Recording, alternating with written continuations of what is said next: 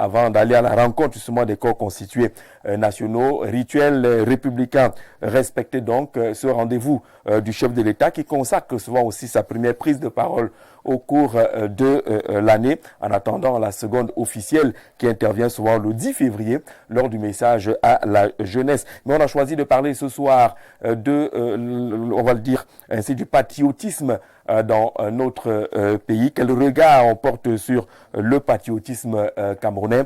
Est-ce qu'il est réel? Est-ce qu'il est à renforcer, à construire ou à reconstruire? Lorsqu'on vous parle de patriotisme au Cameroun, est-ce que c'est un fait réel? Est-ce qu'il est à renforcer, à construire ou à reconstruire ce patriotisme-là? Ce sera le thème central de ce programme avec nos invités dont certains sont déjà bien installés. J'accueille avec beaucoup de plaisir Antoine Zanga. Il est communicant dans les rangs du Rassemblement démocratique du peuple camerounais, le RDPC, qui a certainement, comme tout le monde, qui avait un regard et un œil tourné du côté du Palais de l'Unité pour cette cérémonie de présentation des vœux. Ça s'est bien passé. Bonsoir et bienvenue. Bonsoir Jean-Jacques Zé, bonsoir aux copanélistes, bonsoir également aux téléspectateurs qui regardent cette émission avec beaucoup de religiosité chaque jour. Je voudrais dire que justement, j'ai observé cette cérémonie et ce qui fait plaisir, c'est que toutes les rumeurs qui passent le temps à être entretenues, alimentées par certaines personnes, ces gens-là ont, entre guillemets, pour parler trivialement, ont un peu honte quand ils voient le chef de l'État debout, les gens qui parlent de la fatigue et ainsi de suite. On observe bien, vous ne pouvez pas parler de quelqu'un qui accorde les audiences chaque jour et on voit à la télé et qui reçoit les vœux des Camerounais et tout le monde a vu. Il a abordé des questions très importantes, notamment la question de l'insécurité ou bien la question sécuritaire qui prévaut en ce moment à travers le monde. Je crois qu'on est à un pouce du clash ou d'une guerre mondiale. Donc il a abordé ces questions-là, un ensemble de questions. Ça fait plaisir parce que c'est mon champion politique. C'est aussi mon influenceur politique. Vous savez, je suis de ceux-là qui reconceptualise le terme influenceur. Et donc, je voulais donc dire bon après-midi à mes influenceurs, notamment le président Paul Biya, le président national du RDPC. Je voulais faire allusion également au professeur Famundongo, qui est un influenceur politiquement. Un autre influenceur, Jean-Jacques Zé également, qui est... politique? Non, pas politique, qui a été mon influenceur. Moi j'ai vu une influenceuse qui a parlé du journaliste. La vidéo fait le tour des réseaux sociaux. Il semble qu'elle a gagné un concours qui s'appellerait Bachelor. Et puis elle a dit quand même que dans sa carrière, elle était influencée par Jean-Jacques Zé. Voilà, dans le journalisme. Oui, bon, ça c'est déjà quelque chose. Je pense que vous savez que le concept d'influenceur, c'est un concept qui a été traîné dans la boue à l'époque, même si on n'appelait pas ça influenceur. À l'époque, nos influenceurs, l'influenceur c'est un modèle, c'est celui-là qui influence les opinions, qui influence les personnalités. C'était nos enseignants. Le choix des carrières. Voilà, le choix des carrières. C'était nos enseignants, c'était les aînés qui nous avaient précédés dans un certain nombre de métiers. On voulait leur ressembler. Et donc, je pense qu'il faut revoir ce concept. C'est pour ça que moi... C'est pas parce qu'on a des produits sur les réseaux sociaux, on a quelques petits contenus qui parlent de tout et de rien, qui disent des choses incroyables qu'on est influenceur. On sait pas. Vraiment... Les vrais influenceurs, vraiment, c'est vous qui passez parce que vous influencez les masses, vous éduquez les masses. Ce sont mes frères qui sont assis là, mon père Aimé Cyprien Linga. Ce sont ces gens-là, les Camerounais apprennent d'eux chaque jour. Pour moi, ce sont les vrais influenceurs. Et moi, je vous ai donné les noms de mes influenceurs tout à l'heure. D'accord, on accueille Rodrigue Evina. Il est journaliste. Peut-être qu'il me dira également s'il a ses propres influenceurs à lui. Rodrigue, bonsoir et bienvenue. Merci, bonsoir Jean-Jacques Zé. Merci d'associer ma voix à la construction de la nation à travers le Grand Soir, qui est devenu aujourd'hui un rendez-vous sacré en télévision. Je suis certain on les compte par milliers, par millions, par milliards dans le monde entier, qui prennent un rendez-vous de manière sérieuse, avec beaucoup d'attention et beaucoup d'intérêt, lorsqu'il est 17 h, pour observer comment l'étoile que vous êtes construire la nation avec toutes les voix que vous sollicitez autour de vous tous les soirs de lundi à vendredi. Donc le grand soir est un influenceur. Bien entendu. Bon, je voudrais adresser mes voeux les meilleurs au président de la République. C'est la prééminence institutionnelle du Cameroun. On peut l'aimer ou pas, c'est lui le président de la République du Cameroun. Tout en invitant mon frère Antoine Zanga de nous éviter des polémiques. Monsieur Paul Biya, que nous voyons aujourd'hui là, c'est pas le même il y a 20 ans. Tout à fait naturellement, non? Voilà, ou 25 ans. Est-ce que c'est un scoop? Voilà, c'est un scoop, non? C'est un fait. C'est un être humain.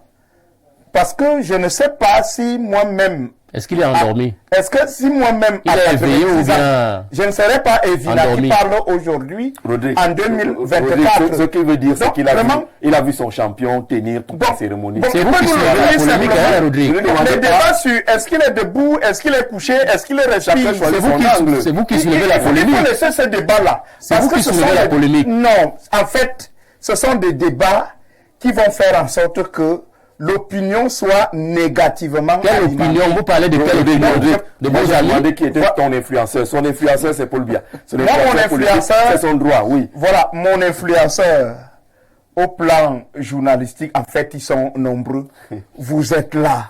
Vous êtes là parce que je parle des aînés que je prends vraiment au sérieux. Oui. Nous savons ce que la presse est devenue aujourd'hui. D'accord. Parfait à ici, vous-même. Bref, ils sont nombreux des aînés que je respecte beaucoup, dont nous voulons suivre les pas. Nous espérons que par le travail, nous allons pouvoir faire le chemin autant que ces aînés-là. Mais maintenant, au plan politique, moi, je ne peux pas mentir. J'ai beaucoup d'admiration pour beaucoup de nos aînés qui tiennent le discours. Mais Aimé Cyprien Olinga est là. Oui. Il combat l'homosexualité. Oui. Il est contre le franc CFA. Moi, je veux des gens qui parlent pour une Afrique nouvelle. C'est-à-dire, en tant que... Parce qu'Aimé Cyprien est là, hein? Non, je ne le dis pas parce qu'il est là. Il connaît le soutien que je lui ai souvent apporté en tant que citoyen. Oui. Mais maintenant, au plan politique, moi, je l'exprime. Il faut au Cameroun, et même au plan continental en Afrique, des gens qui mènent des combats pour des générations à venir. Pour que ces Africains, nos enfants, ne restent pas être dominés après nous par d'autres peuples, par d'autres races qui se prennent pour des propriétaires du monde. Quand vous êtes contre le franc CFA, je vous soutiens. Lorsque vous combattez l'homosexualité sans complaisance, sans faiblesse, ni recul, sans hypocrisie, je vous soutiens parce donc vous soutenez le président Paul Biya. Mes convictions. Vous soutenez donc enfin le président Paul Biya qui a dit ce machin-là. Bon, en fait, c'est ce qu'il a passé le temps à dire. Tout ce que je sais, c'est qu'il n'a pas passé le temps à dire. Il s'est baladé ici, personne ne l'a interpellé. On a vu des cas de célébrités qui ont été clairement indexés par des faits. D'accord. Je n'ai pas vu. Est-ce que vous avez porté plainte contre lui? Voilà, il a dit. Moi, j'ai indiqué clairement. Et quel est son modèle d'homme politique, les combats que les hommes politiques devraient mener pour une Afrique nouvelle. Pour avoir le soutien de Rodrigue. Nous accueillons Patrick Assiga. Ce n'est pas Patrice Assiga. L'autre, c'est Patrice Assiga Eyene, qu'on salue d'ailleurs, hein, qui fait aussi les œuvres sociales là-bas du côté de Bibia, dans les profondeurs du Sud, on en parlera. Mais on accueille Patrick Assiga, qui est lui enseignant. Il est analyste socio-politique. Bonsoir et bienvenue. Bonsoir Jean-Jacques, bonsoir à tous ce riche panel avec des aînés que j'ai la chance aujourd'hui de retrouver, par exemple le leader politique Aimé Cyprien. Finalement, je ne vais pas le présenter, vous allez le présenter à ma place. Effectivement, c'est un honneur, de partager le plateau avec ce genre d'aînés. Oui. Également, un bonsoir à nos millions de téléspectateurs, un bonsoir à ceux-là qui, au quotidien, se réunissent afin de pouvoir mouler, afin de pouvoir être des influenceurs dans la République du Cameroun. Je parle ici de ces associations, ces gens-là qui se regroupent en association au quotidien afin de pouvoir donner nous orienter vers un modèle de société, nous orienter vers une idéologie sociétale. Vraiment, j'en vais ici à Un exemple, c'est ça? Oui, à cette association pour le développement social. C'est ADS? ADS, oui. Celle qui a porté plainte à Maître Alice comme? Non, pas celle-là, une autre, effectivement. Mais d'ailleurs, je salue déjà l'autre ADS qui a porté plainte à Maître Alice comme, toujours dans le sens républicain des activités républicaines. Et une telle association nous saurait permettre que nous foulions dans la boue notre République par des actions qui n'honorent pas le Cameroun. Je cite également, il y a à Yaoundé 4, il y a également l'autre association que j'admire énormément, les Amis Solidaires. Les actions que cette association mène au quotidien font en sorte que nous puissions regarder le Cameroun autrement. On parlera tout à l'heure de patriotisme. C'est des associations qui ont une fibre patriotique qui aujourd'hui ne peut pas encourager les jeunes à pouvoir quitter le Cameroun. Lorsque je l'ai dit, pourquoi ne pas souhaiter également les vœux les plus chaleureux au champion national qui aujourd'hui recevait ces mêmes vœux en tant que citoyen du monde, citoyen du Cameroun. Je lui souhaite également les vœux les meilleurs. Et c'est aussi un plaisir pour moi. On a vu beaucoup de leaders politiques là-bas, échanger avec le chef de l'État. On a vu la présidente de l'UDC, on a vu Polypon, on a vu Joshua aussi de ce côté, au palais. La République s'est retrouvée de ce côté. Moi, je voulais être à ta place pour être très proche de Aimé Cyprien Olinga, qui vient de passer 3 jours. Ça fait 3 jours, non, en cellule. S'il a changé, il a perdu un peu de poids. Ça va? Ça va. Mesdames et messieurs, on accueille Aimé Cyprien Olinga. Bon retour sur les plateaux.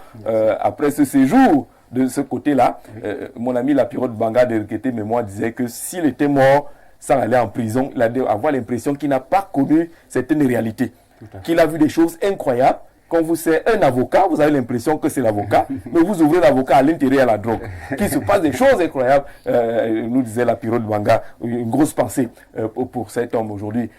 Bienvenue, M. Cyprien Olinga. Merci, bonsoir à vous, bonsoir à mes copanélistes, bonsoir à vos millions de téléspectateurs. Vous me permettez de saluer de manière spéciale et très patriotique tous les révolutionnaires, oui, les militants et sympathisants du Front démocratique révolutionnaire du Cameroun, mon parti, qui, au moment pendant ces 3 jours d'enfer que leur leader a vécu, sont restés mobilisés. N'eût été la dextérité, pour moi, justement, de calmer les foules, le Cameroun aurait changé par un soulèvement populaire. Il faut le dire, parce que... Ça, c'est des gestes patriotiques et parce citoyens. Que quand j'ai été interpellé, dans les 30 minutes qui suivaient, ça crépitait de partout, toutes nos plateformes étaient envahies, parce que, dans un premier temps, les militants ont cru que j'ai été arrêté pour mes idées politiques, pour mes combats politiques, et tout le monde s'apprêtait justement dans ce sens-là à venir, à envahir... j'avais des informations, ils s'apprêtaient à envahir le commissariat central pour exiger ma libération. J'ai été très proactif en demandant dans les 30 minutes qui ont suivi de faire appel rapidement au secrétaire national de la communication du parti pour me retrouver là-bas. Et après 1 heure de temps, il est venu dans ma cellule, nous avons discuté, je lui ai dit d'aller très rapidement sur toutes nos plateformes, et nous en avons beaucoup, pour donner la bonne information que pour le moment, je n'ai pas été interpellé pour mes idées politiques. Et ça a essayé de baisser la tension, que c'était une affaire... Mais vous avez été interpellé, pourquoi? Bon, voilà, je vais juste brosser très rapidement. Oui. C'est une scabreuse affaire qui n'aurait même pas dû exister. J'ai l'habitude de dire au peuple camerounais, moi je suis né d'une famille modeste, c'est-à-dire un papa qui était cultivateur dans la Moufafamba là-bas et qui a été assassiné récemment par je sais qui dans son champ. Et puis une maman également qui était cultivatrice. C'est-à-dire que mes 2 parents étaient des pauvres cultivateurs dans la Moufafamba.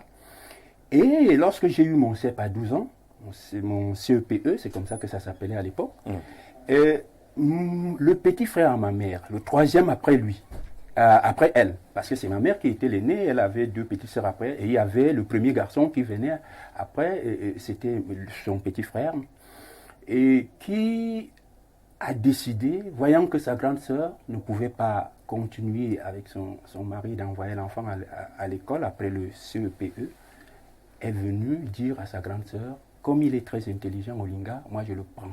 Il devient mon enfant. Et c'est lui qui m'a amené à Yaoundé, qui m'a inscrit dans les meilleurs collèges de formation professionnelle. Je suis comptable de formation. Je fais tenter dans les meilleurs collèges privés. Jusqu'à obtenir mon bac, j'ai technique quantitative de gestion, et puis un peu le supérieur.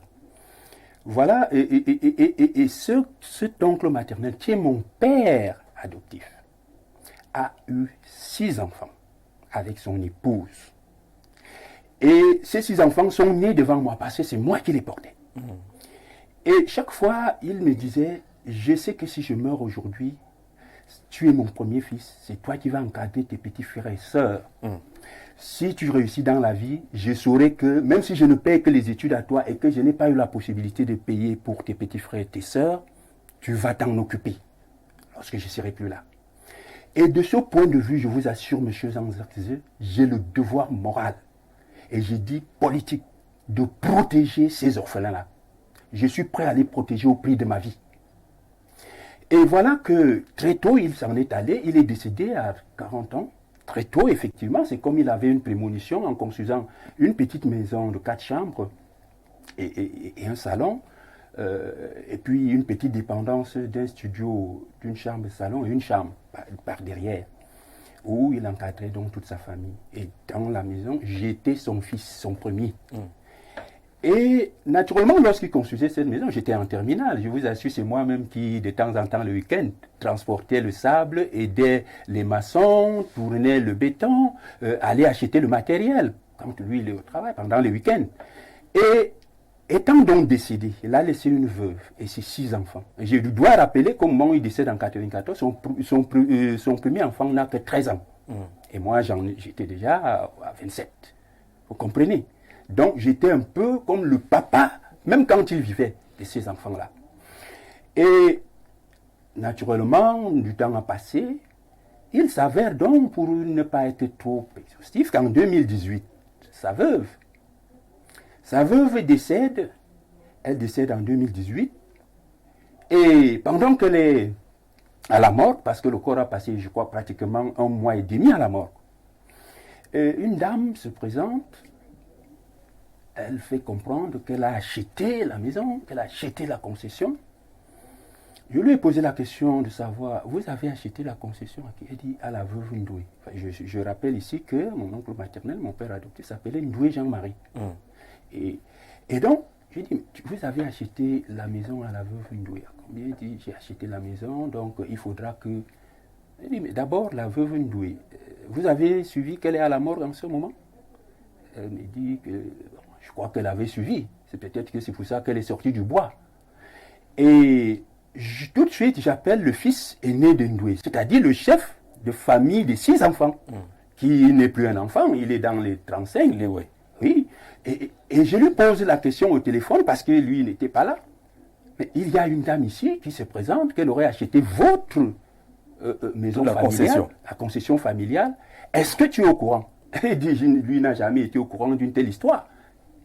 J'appelle le deuxième fils, qui est aussi aujourd'hui presque à la trentaine, qui à ce moment-là était du côté un peu de la Guinée. Je lui dis, écoute, est-ce que tu es au courant que votre maison a été vendue par la maman? Il me dit qu'il n'a jamais été associé à ça, il n'a jamais entendu parler. Chez tout le monde, mais finalement, les héritiers ne sont pas au courant. Vous avez donc acheté? Non, à la veuve. Je lui dis d'abord, sur le plan légal, la veuve est usufruitière. Elle n'est pas, comme on dit, héritier. Les co-héritiers, ce sont les 6 enfants de M. Ndoué. Donc, la veuve est usufruitière. Ça veut dire que pendant qu'elle vit, elle utilise les biens. Mais les biens appartiennent à ces 6 enfants. Et c'est comme ça qu'on les appelle, les ayants droit. Comment vous pouvez donc acheter une maison, une concession familiale, que quelqu'un, je rappelle ici, qui n'était pas riche, c'était un menuisier, qui toute sa vie s'est battu pour laisser cette petite... Et il me rappelait que je voudrais construire cette petite maison pour que si je pars demain, tes petits frères, si vous n'avez pas encore réussi, vous pouvez vous battre au moins en ayant là où vous pouvez reposer votre tête. Alors, et donc tu devras justement protéger ce patrimoine au cas où tes petits frères ne sont pas encore grands. Et même quand ils sont devenus grands, je suis resté comme leur père. Et c'est pour cette raison que moi j'ai une femme, j'ai des enfants qui habitent une maison, qui ne sont pas là.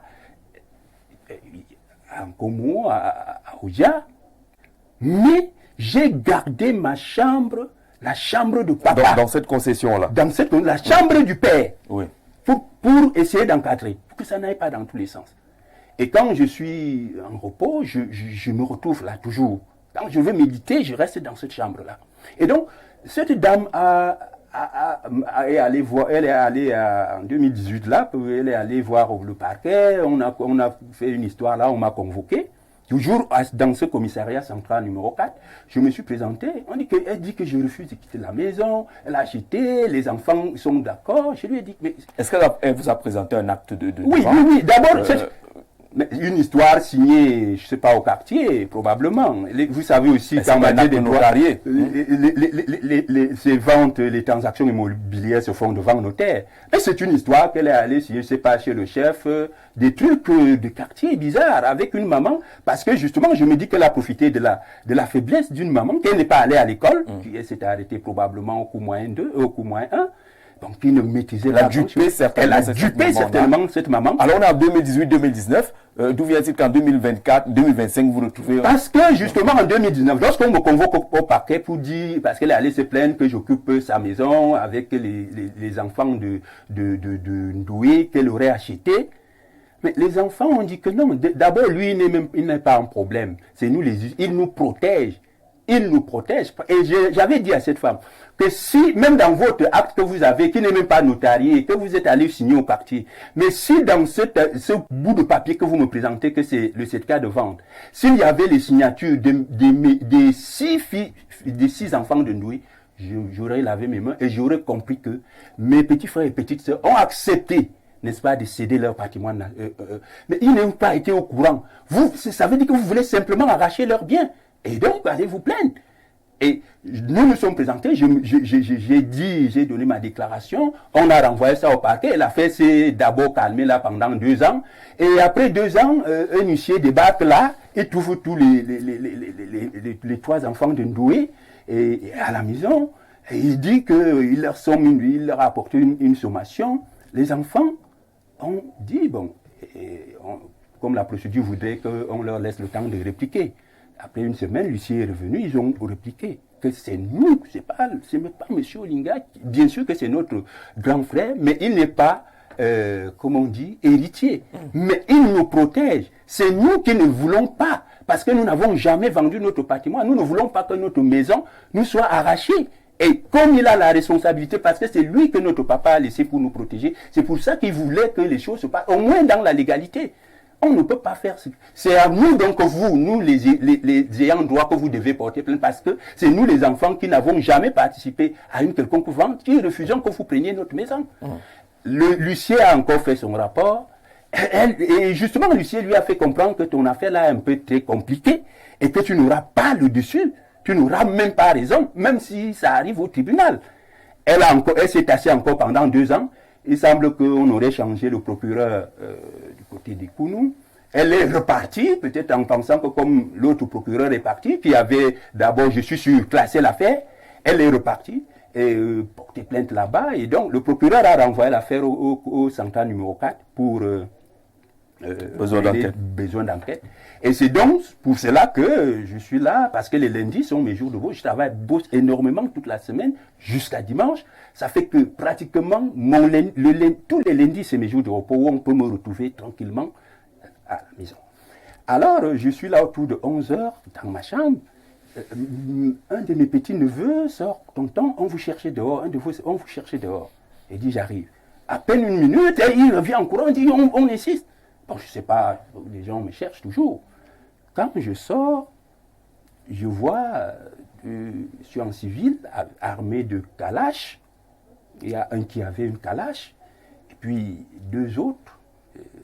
Puis un policier qui me présente, un monsieur qui me dit, qui vient du commissariat central numéro 4, ils sont venus m'interpeller.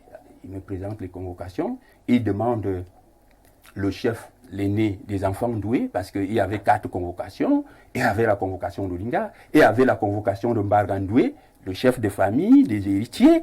Il y avait la convocation de ses 2 frères, et 2 de ses sœurs. Donc, il dit, ils ne sont pas là. Alors, ils me disent, bon, vous allez nous suivre au commissariat. Moi, je suis un citoyen. Et si je suis interpellé, je ne fais pas la résistance. C'est un comportement citoyen. Je veux donc rentrer à la maison pour prendre ma carte d'identité. Ils m'interdisent. Ils me disent, vous n'avez même plus le droit d'entrer dans cette maison-là. Vous restez là où vous êtes. Vous n'entrez plus. J'ai dit, mais comment je vais vous suivre sans carte nationale d'identité? C'est dans ma chambre. Et il y a mes pièces qui sont là-bas. Il y a un certain nombre de choses. Et puis, je dois fermer. Ils me disent, jamais. Et qu'il faut plutôt envoyer quelqu'un d'autre. C'est ma belle-sœur qui est entrée, qui est allée dans ma chambre, je l'ai indiqué, et puis qui est allée prendre ma carte d'identité, et mon deuxième téléphone, et je lui ai demandé de fermer la porte de ma chambre pour venir me remettre les clés. Et je les ai suivis. Quand nous sommes arrivés, bon, on a... Apparemment, comme c'est une gendarme, je suis sûr, elle ne savait pas qui est vraiment Aimé Cyprien Olinga, parce que moi, je suis quelqu'un de modeste qui n'aime pas... Bon, j'ai très bien compris depuis qu'elle ne savait même pas à qui elle avait affaire. Et donc, quand je suis arrivé là-bas, le policier qui est venu, qui conduisait, était d'un zèle que je n'ai pas imaginé. Et j'ai dit, quand je serai au pouvoir dans ce pays, il faudra revoir les formations dans les métiers de l'homme. Mais ces messieurs, ils sont sauvages, ils sont brutaux, ils se comportent comme s'ils étaient... Mais nous sommes des citoyens. Nous sommes des citoyens. Alors, en une minute, pour dire que quand je suis arrivé, tout le Bataclan était là, on est allé m'interroger là, j'ai donné ma version des faits, comme d'habitude, comme je l'avais fait la première fois. Et on m'a demandé d'appeler Mbargandoué, le premier, le chef des familles et tout et tout. Il était même hors de la ville parce qu'il travaille dans les trucs les caméras de surveillance et tout et tout. Il est allé travailler à Konolinga. Et donc, il a dit qu'il allait arriver dans la soirée. Dès qu'on a fini de m'entendre, tout de suite, avec un zèle, même la dame qui menait les enquêtes, le commissaire, elle avait une attitude de dédain à mon égard que je n'ai pas très bien compris. Alors, on vous a et elle a tout de suite dit, bon, d'abord, dès qu'on vous finissez, alors allez le boucler, vous le mettez là. Elle a signé rapidement un bon de garde à vue, 48 heures. Et comme la centrale n'était même pas là, elle a dit, bon, vous le bouclez d'abord, on va normaliser ça après. Et puis, on m'a amené. Et bon, maintenant, ça prépitait de partout. Avant même que j'arrive, on a retiré tous mes téléphones, je n'en avais plus accès.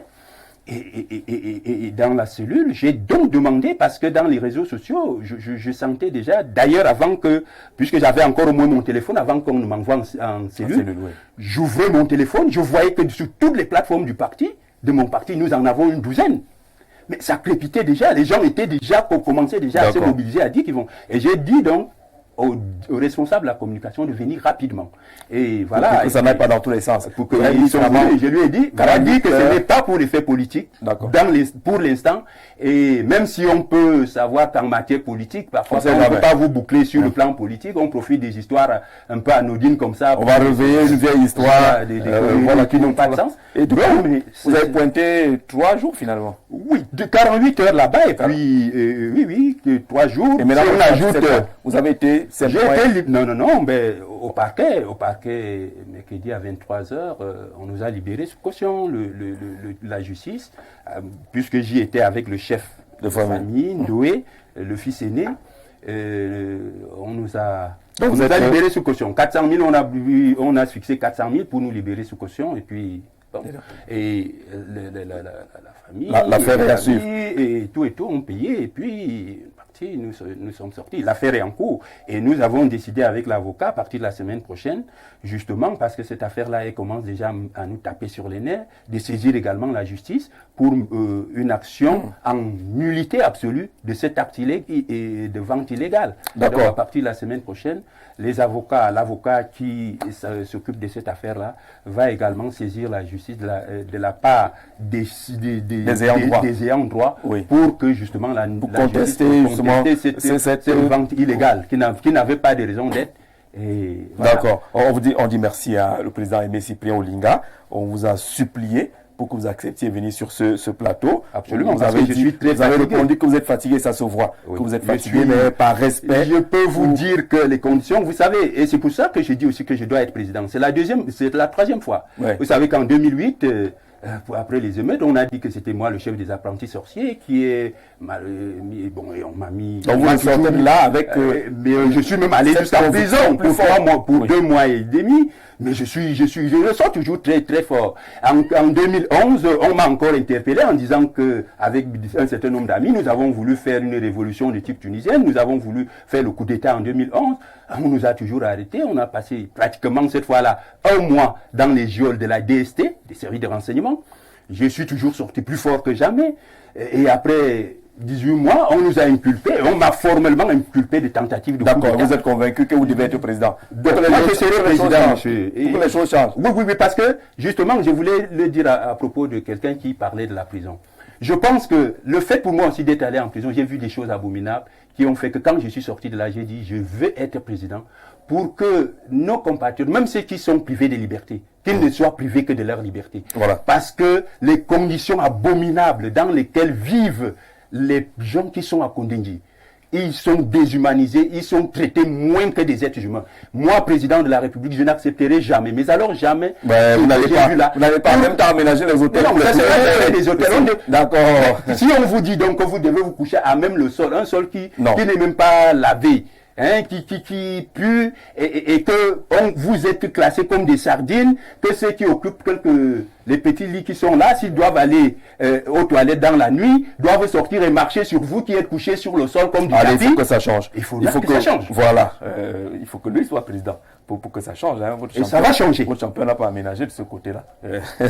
On dit merci Aimé Cyprien Olinga. Bonsoir à vous sur le plateau du Grand Soir. Un salut particulier au président Aimé Cyprien Olinga que je retrouve sur le plateau et que j'aurai le plaisir d'écouter ce soir. La ville de Nkolmetet est scotché, Tino Valentin, depuis le quartier Nkomo. Toi, tu es Nkomo. Tu dis que Nkolmetet est scotché. Comment tu fais ça? Tu fais ça comment? Tu as le don il est Nkolmetet, voilà. Donc il est connecté. Là, c'est moi envoyé le message. Et justement, lui particulièrement, je voudrais le saluer et le remercier parce qu'il est venu jusqu'au parquet. Voilà. Bonsoir Jean-Jacques. Je me suis dit que c'est un peu mon histoire que le président raconte. J'ai eu la même histoire, Emmanuel, du côté de Yaoundé. Et nous ne cesserons pas de dire merci au président Aimé Cyprien Olinga qui a eu le courage de se lever pour venir participer au programme malgré la fatigue. On entre dans le thème de ce soir et vous verrez justement qu'on va parler de ce patriotisme-là qui pourrait manquer à certains. Est-ce que le patriotisme camerounais est réel, il est à renforcer, à construire ou à reconstruire? C'est la question au cœur des échanges. Antoine Zanga, lorsqu'on parle de patriotisme, quel regard? Il est réel dans notre pays? Bien sûr. Je crois que on ne peut pas balayer du revers de la main et dire qu'il n'y a pas de patriotisme. Je pense que le patriotisme, c'est un état et c'est un processus également. Et donc, vous voyez, on ne peut pas refuser à certains Camerounais leur état de patriotisme. Il est vrai, il y en a qui sont moins patriotes parce que dans le patriotisme, vous voyez, si on prend un cas, pour ceux qui refusent de combattre, parce que moi je vous connais particulièrement, Jean-Jacques Zé, vous avez les moyens, vous aviez les moyens, vous aviez la possibilité, vous aviez les offres de partir du pays. Mais vous n'êtes pas parti du pays. Ça ne veut pas dire que ceux qui sont partis du pays, mais il faut que les gens sachent aussi que les autres ont construit leur pays. Là où nous, on va déjà, on va essayer de nous alimenter là. Et M. Cyprien Olinga qui a raconté un peu son histoire, même si il a voulu faire une confusion avec les arrestations, qu'il a été traité de politique, c'était une affaire privée. Mais M. Cyprien, lui, il est ici au Cameroun malgré tout ce qu'il rencontre. Parce que l'objectif, c'est de construire le Cameroun. Je pense que ça aussi, c'est un patriote. Ceux qui acceptent de rester, hein, ils sont des patriotes. Et qui sont aussi des patriotes, c'est ceux-là qui acceptent. Le patriotisme, c'est cette capacité qu'on a à pouvoir aimer sa patrie. Oui, à aimer sa patrie. Vous voyez les Camerounais évoluer au quotidien, vous avez l'impression qu'on aime ce pays. Il y en a qui aiment ce pays. Il y en a. Oui. Il y en a qui n'aiment pas. La majorité des Camerounais aiment ce pays. Oui. Bon, il y en a quelques-uns posent des actes qui montrent que ils n'aiment pas totalement ce pays. Donc, ils ont un amour quand même assez restreint. Il y en a qui sont à Kondengui pour avoir porté atteinte aux ressources publiques. Il y en a qui qui portent atteinte aux institutions de la République, parce que, vous l'avez si bien dit tout à l'heure à l'entame de l'émission, le président Paul Biya, quand il parle par exemple le 31 décembre, il parle en tant que président de la République, donc l'institution. Oui. Et vous pensez que il y a depuis quelque temps là, il y a une race de politiciens qui, le 31 décembre, pendant que l'institution de la République fait son discours, qui décide aussi de parler aux Camerounais. Ça, ce n'est pas du patriotisme. C'est-à-dire que ça, ce n'est pas le respect des institutions.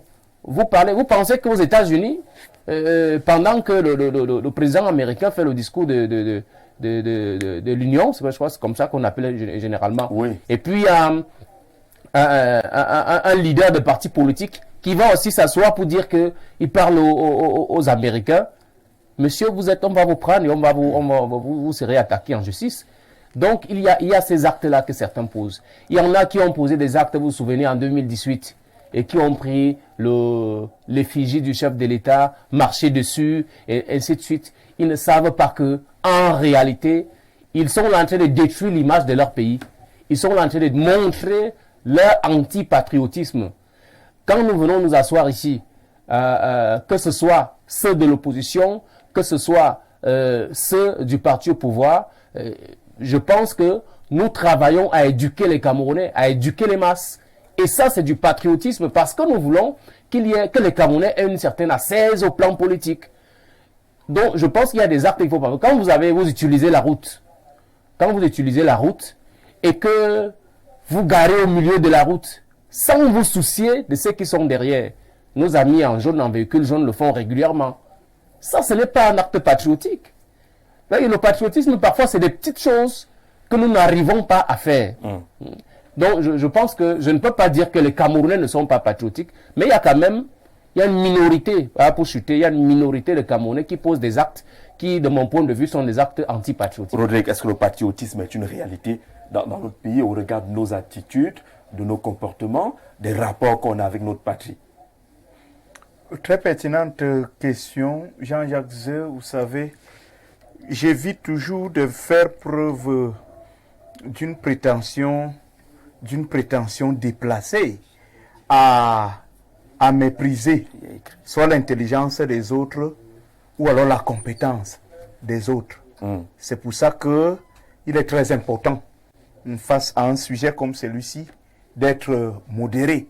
Mais lorsque on est modéré, les faits peuvent mieux nous aider à évoluer de manière objective dans une analyse qui doit se vouloir constructive.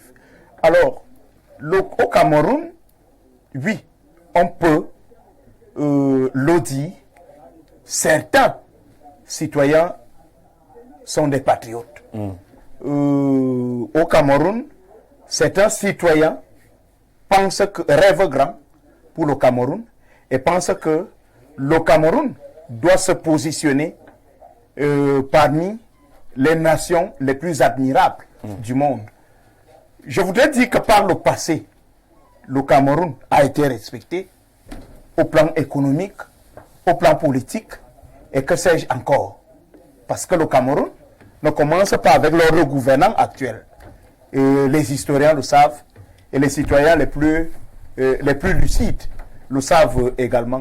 Mais Jean-Jacques, je voudrais dire que dans un pays qui aspire au développement comme le Cameroun, le patriotisme ne doit pas être une option ou alors il ne doit pas être facultatif. Le patriotisme doit être une valeur sacrée que l'on inculque aux citoyens, disons par des méthodes qui peuvent être chinoises ou nord-coréennes. Je crois que nous sommes en stade de fermeté. C'est une fermeté absolue. C'est-à-dire que nous avons traversé l'étape de la sensibilisation. Le taux d'alphabétisation au Cameroun est respectable, est admiré de par le monde entier. C'est pour ça que M. Paul Biya, dans l'un de ses discours, le président de la République, posait la question, qu'est-ce qui nous manque finalement? Parce que nous avons des ressources humaines bien formées.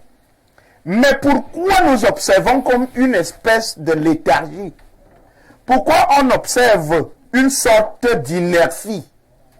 Pourquoi on peut au Cameroun être incapable de compter le nombre de projets comme ça tués, morts, inhumés, des projets qui auraient pu aujourd'hui permettre au Cameroun de se mettre dans le rang des pays. Alors, le fait de laisser mourir certains de ces projets, c'est pour montrer qu'on n'est pas patriote. C'est pour le dire, M.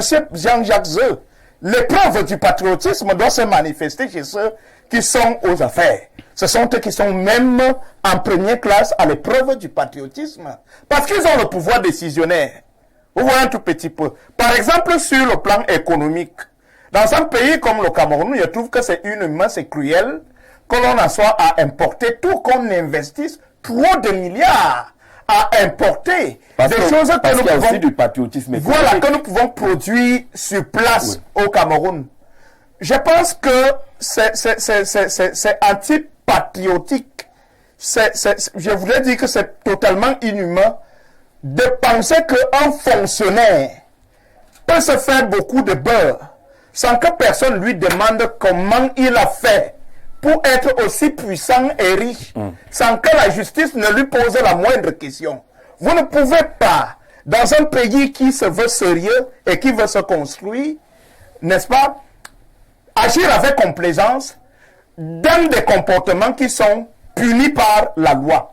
Moi, je ne sais pas ce que les rapports de la CONAC peuvent faire à la présidence de la République lorsque on veut être rigoureux dans la gestion des affaires publiques. Moi, je pense que la CONAC doit directement parler. D'accord. Ça veut dire qu'il y a beaucoup de choses qui se passent. Il y a un tas, une litanie, bien entendu, qui montre que il faut au Cameroun un peu plus de fermeté. Ça ne doit pas être un choix.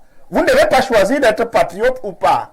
Vous devez être prêt à l'être. Vous devez même savoir ce qui vous attend lorsqu'on vous nomme un soir. Ça doit même interdire les fêtes. Avant de prendre votre poste, au lieu de fêter, vous avez même peur que est-ce que je serai à la hauteur des attentes. Parce que si je ne suis pas à la hauteur des attentes, je serai fermement puni. Alors, mais tant qu'on continue de mettre tout sous le prisme politique, on va plaire à quelques amis, à quelques postes que ce soit. Je crois que, voilà, on nous appelle jeune nation même pendant 800 ans. Patrick, vous êtes analyste sociopolitique, vous êtes en plus enseignant. Le thème va s'afficher, je crois que au niveau de la technique, on va tout mettre en œuvre pour afficher le thème. C'est patriotisme camerounais à renforcer, à construire ou à reconstruire. Vous voyez le patriotisme camerounais comment? Il est réel, à renforcer, à construire ou à reconstruire? Oui, Jean-Charles, de prime abord, c'est à reconstruire. Ça veut dire qu'il y en avait déjà, il y avait déjà quelques fondements. Il y en avait. Le patriotisme camerounais a longtemps existé. Souvenez-vous, quand nous étions à l'école primaire, nous avions grandi avec des actes patriotiques qui nous ont été inculpés dès le bas âge. Nous avions des enseignements tels que la morale qui nous permettaient de savoir, de connaître les actes patriotiques à poser lorsque nous sommes dans une république.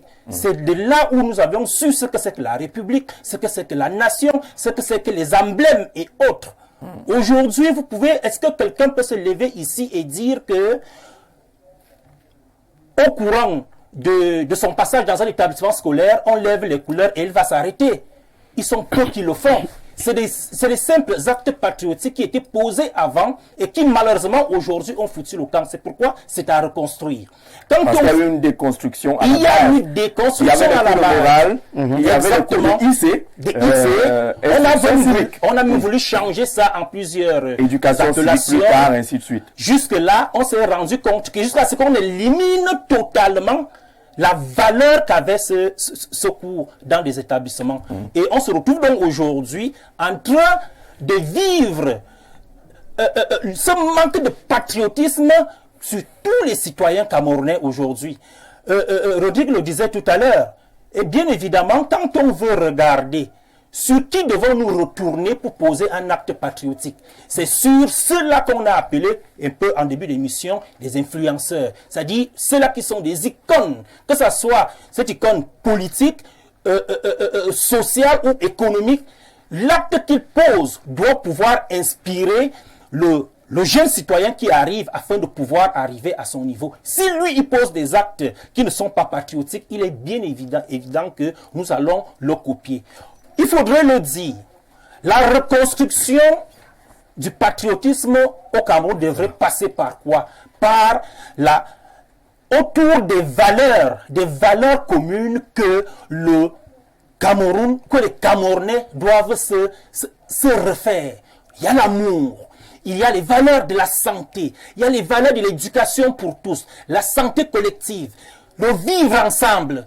C'est à travers ces valeurs que nous devons reconstruire notre patriotisme.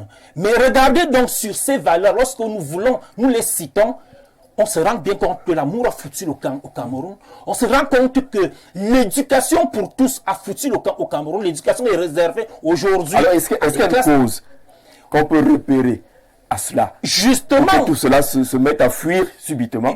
Dans mon propos, on veut la dégager. J'ai dégagé déjà la première cause. Le fait de ne pas commencer avec l'éducation morale dès le bas âge. Ça a commencé par là. Et qui ont détruit cela? Parce que je parle de la destruction. Quand je parlais de l'éducation tout à l'heure, parce qu'effectivement, on a la nette impression qu'ils l'ont fait à dessein de détruire, de déconstruire tout ce qui pouvait permettre à la jeunesse de récupérer l'essence même du patriotisme, à savoir, comme je l'ai dit tout à l'heure, la morale. Et c'est d'ailleurs la raison pour laquelle vous allez voir que le système éducatif camerounais est reposé sur rien. Parce qu'en réalité, on n'a aucune vision du système éducatif qu'on veut inculquer aux jeunes Camerounais. Pour quelle raison donc on en arrive à ce niveau? On a envie de dire, on a envie de penser que détruire l'éducation d'un pays, détruire la morale qui est le socle, effectivement, d'un pays, c'est détruire toute la nation. D'accord. Et nous nous retrouvons donc face à cette situation aujourd'hui, difficile de penser comment revivre cela. La seule façon, c'est de nous asseoir tous autour d'une table sur un dialogue inclusif, véritablement inclusif, afin de nous regarder face en face et nous dire des choses afin de pouvoir retrouver le droit chemin de la morale.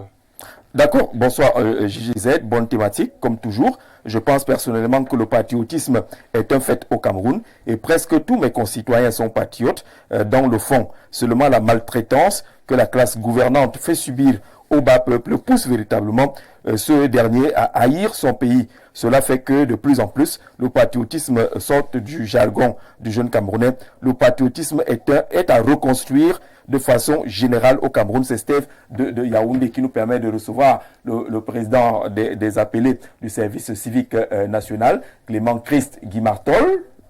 Bienvenue. Merci, monsieur Jean-Jacques Zé, de nous avoir invités. Je voudrais vous souhaiter les meilleurs vœux pour l'année commencée. Vous savez que la dernière fois que j'étais sur ce plateau... C'était l'année dernière. C'était donc l'année dernière. Et lorsque je l'ai fait, je voudrais également saluer et souhaiter mes meilleurs vœux à tous les Camerounais, à tous les appelés du service civique, à monsieur le directeur général, l'agent du service civique national de participation au développement, monsieur Taoussi, et au chef de l'État, puisque c'est jour de vœux. C'est aujourd'hui qu'il a reçu les vœux des corps constitués. D'accord. Allons-y au fait. Je voudrais rapidement saluer mes co-discutants ici, tout en m'excusant pour le léger retard qui n'était pas dû de mon fait. Vous savez, la circulation est relativement intéressante dans notre pays. D'accord. Vous arrivez, le thème est affiché. Patriotisme camerounais, il est à renforcer, à construire ou à reconstruire? Bon, je voudrais commencer par jeter les bases, peut-être la définition des concepts, pour que tout le monde comprenne. Il ne faut pas être trop scientifique, sinon les gens seront perdus.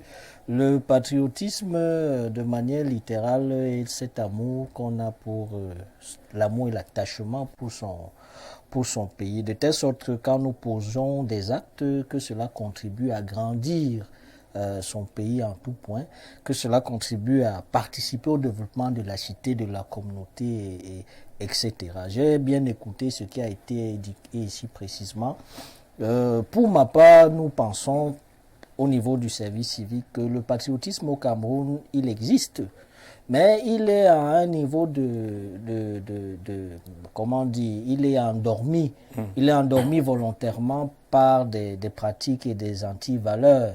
Parce qu'aujourd'hui, on a embrassé de manière sauvage et brutale les logiques de la mondialisation.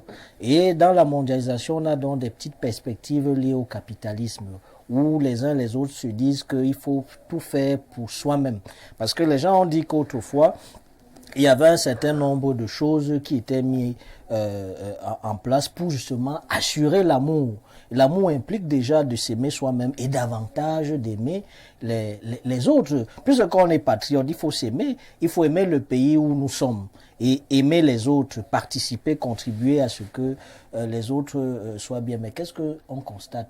On constate ça nous intéresse, le constat, parce que vous êtes sur le terrain.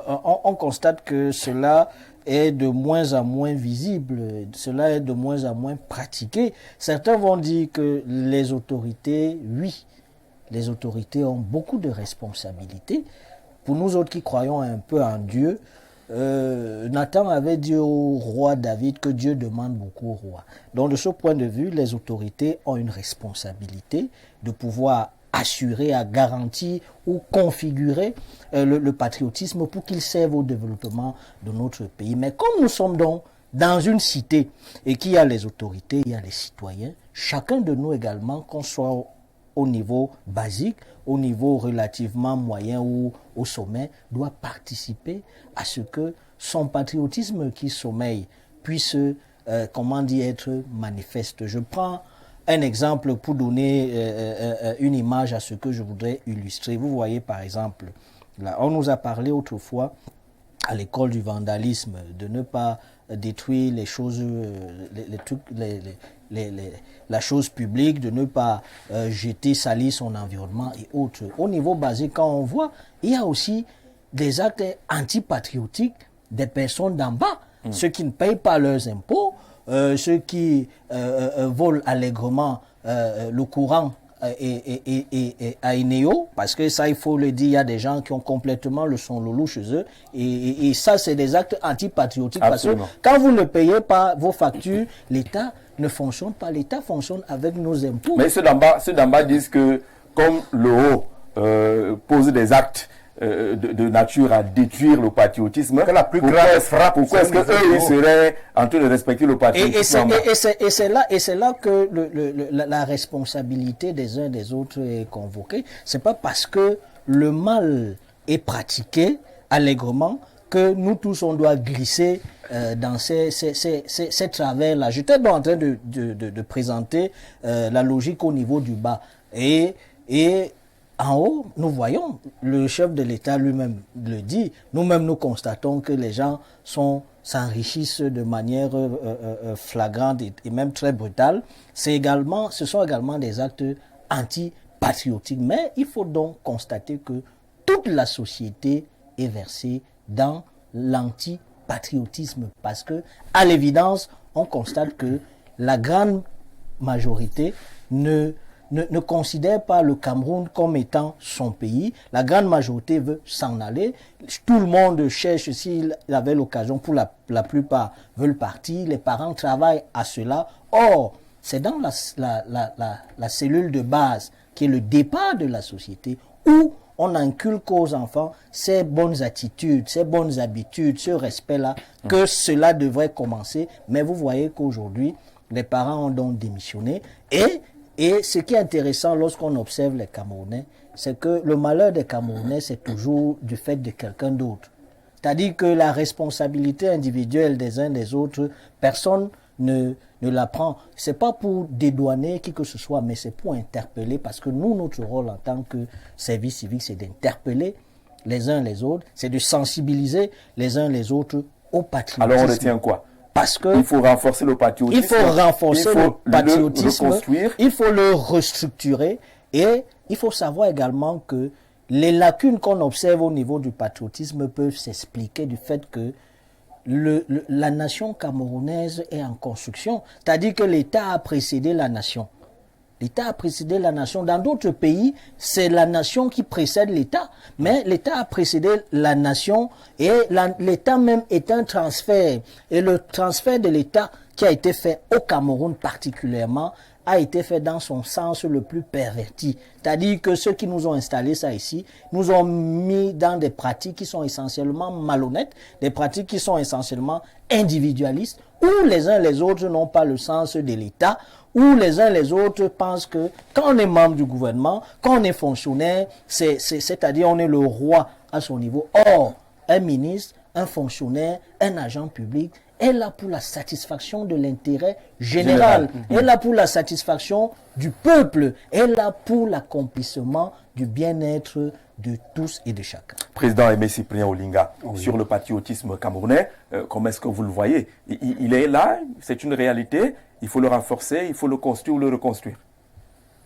Je dirais qu'il a existé un peu, et donc il faut le reconstruire au niveau au moins où il était avant, mais davantage le construire. Vous avez vu, et ça tous les Camerounais le constatent, chaque fois que je prends la parole sur la place publique, je m'efforce d'abord de dire que je salue de manière patriotique. Parce que le Front démocratique révolutionnaire, mon parti, a choisi le patriotisme comme son cheval de bataille pour construire un pays sérieux, une nation prospère, où l'État est considéré comme quelque chose de précieux. Je m'appuie sur cela, pourquoi? Parce que, et d'ailleurs tout le monde sait, certains m'en ont fait le reproche quelquefois, que le modèle politique, tout le monde sait que le président Olinga est un sankariste. Thomas Sankara n'était pas camerounais. C'est un homme burkinabé, mais qui a hissé le sens de l'État à un niveau suprême où il en a perdu sa vie. C'est-à-dire, voilà un monsieur qui a dit qu'il faut sublimer l'État, il faut mettre l'intérêt de la nation au-dessus de tout. C'est pour ça que moi je l'ai pris comme un modèle. Et comme il est surtout qu'il n'était pas l'africaniste aujourd'hui, c'est ce qui manque dans notre pays. Quand j'ai dit qu'ils avaient existé avant, un peu avant l'indépendance, vous savez, ce qui s'est passé avec l'écrasement des indépendantistes, les Ruben Oumniobé, un peu avant les Martin-Paul Samba, les Rudolf Douala Mangabel, c'était des véritables patriotes. Et après Martin-Paul, Rudolf Douala Mangabel, Ngosudin et les autres, la vague des Oumniobé, les indépendantistes, est arrivée. Vous savez, il n'y a pas un mot pour sublimer le patriotisme que de donner sa vie pour son pays. Donc, quand j'ai dit qu'il a existé, il a existé dans le sens des patriotes Oumniobé et ses compagnons. C'est-à-dire des gens qui ont préféré, pour l'intérêt de la nation, sacrifier leur vie pour leur pays. Et pour moi, ce sont des modèles par excellence du patriotisme. C'est pour ça que je disais, à reconstruire au moins, parce que s'ils avaient été comme la plupart des antipatriotes, j'ai dit la malchance du Cameroun, c'est que ceux qui avaient le sens de la patrie, le sens de l'État, qui se battaient pour une véritable indépendance, qui avaient mis un contenu dans le terme indépendance, ont été totalement laminés par le colon qui a été installé à la place des parfaits antipatriotes. D'ailleurs, même la plupart étaient contre l'indépendance. C'est-à-dire que ceux qui revendiquaient l'indépendance, qui l'avaient conceptualisé comme quelque chose à sublimer, eux, ils ont été laminés au Cameroun, pendant qu'en Algérie, c'est ça le contraste. Vous voyez, j'ai l'habitude de dire, il y a deux nations d'Afrique francophone qui ont conçu leur indépendance, les armes à la main, parfois au prix du sang de leurs enfants. Il n'y a que le Cameroun et l'Algérie. Mais la malchance du Cameroun, contrairement à l'Algérie, où le FLN, c'est-à-dire les indépendantistes ont pris le pouvoir. Et vous voyez comment ils gèrent leur pays. C'est pas la prédation à tout va comme au Cameroun. La malchance du Cameroun, c'est qu'on a laminé ceux qui voulaient justement donner à la nation camerounaise le sens d'un État sérieux qui est au service de ses compatriotes. Et on a mis des parfaits des imposteurs, parfois certains qui luttaient même, qui étaient contre l'indépendance, certains qui n'en voulaient même pas. On ne peut pas vous donner quelque chose. Et cette notion a été répercutée par les néocolons. On a plus hérité des habitudes de ceux qui ont succédé aux combattants oui, des néocolons qui ont perpétué, qui sont là pour perpétuer justement la colonisation à la peau noire. Avant, c'était des blancs, ils sont partis, mais ils ont laissé leur prototype, si vous voulez, leur photocopie, mais de couleur noire. Et qui sont là, ils perpétuent la prédation, on vole tout l'argent, on ne construit pas le pays, on s'en va acheter des châteaux à Paris, je sais pas où. Alors c'est à construire. Quand c'est à construire, on commence par placer quel poteau, quel levier on devrait actionner en premier, s'il faut construire notre patriotisme. Évidemment, ça c'est une formidable question. Vous savez aussi que quand je dis toujours et je résume, la plus de voix par les patriotes, les révolutionnaires, de refondation. J'ai toujours parlé de refondation. Et quand je parle de refondation, c'est en cela qu'intervient à construire. Parce que dans la refondation, on va mettre tout à plat pour mettre en place des institutions qui s'adaptent à un modèle qui sublime le patriotisme. Ça, c'est la première chose. La deuxième chose, on va adopter des lois qui consacrent le respect justement du bien public, à tel point où des gens ne pourront plus se permettre. Si moi, patriote au pouvoir au Cameroun, d'ailleurs, mon exemple, c'est également Jerry Rawlings. Vous savez que Jerry Rawlings, quand il prend le pouvoir au Ghana était dans une situation terrible et désastreuse de corruption. Quand il en parle, il a laissé un pays où il y a une rectitude à nul autre pareil. Pourquoi? Parce que dans un premier temps, quand les révolutionnaires prennent le pouvoir, on met les bases et il faut les respecter. Il faut une certaine rigueur.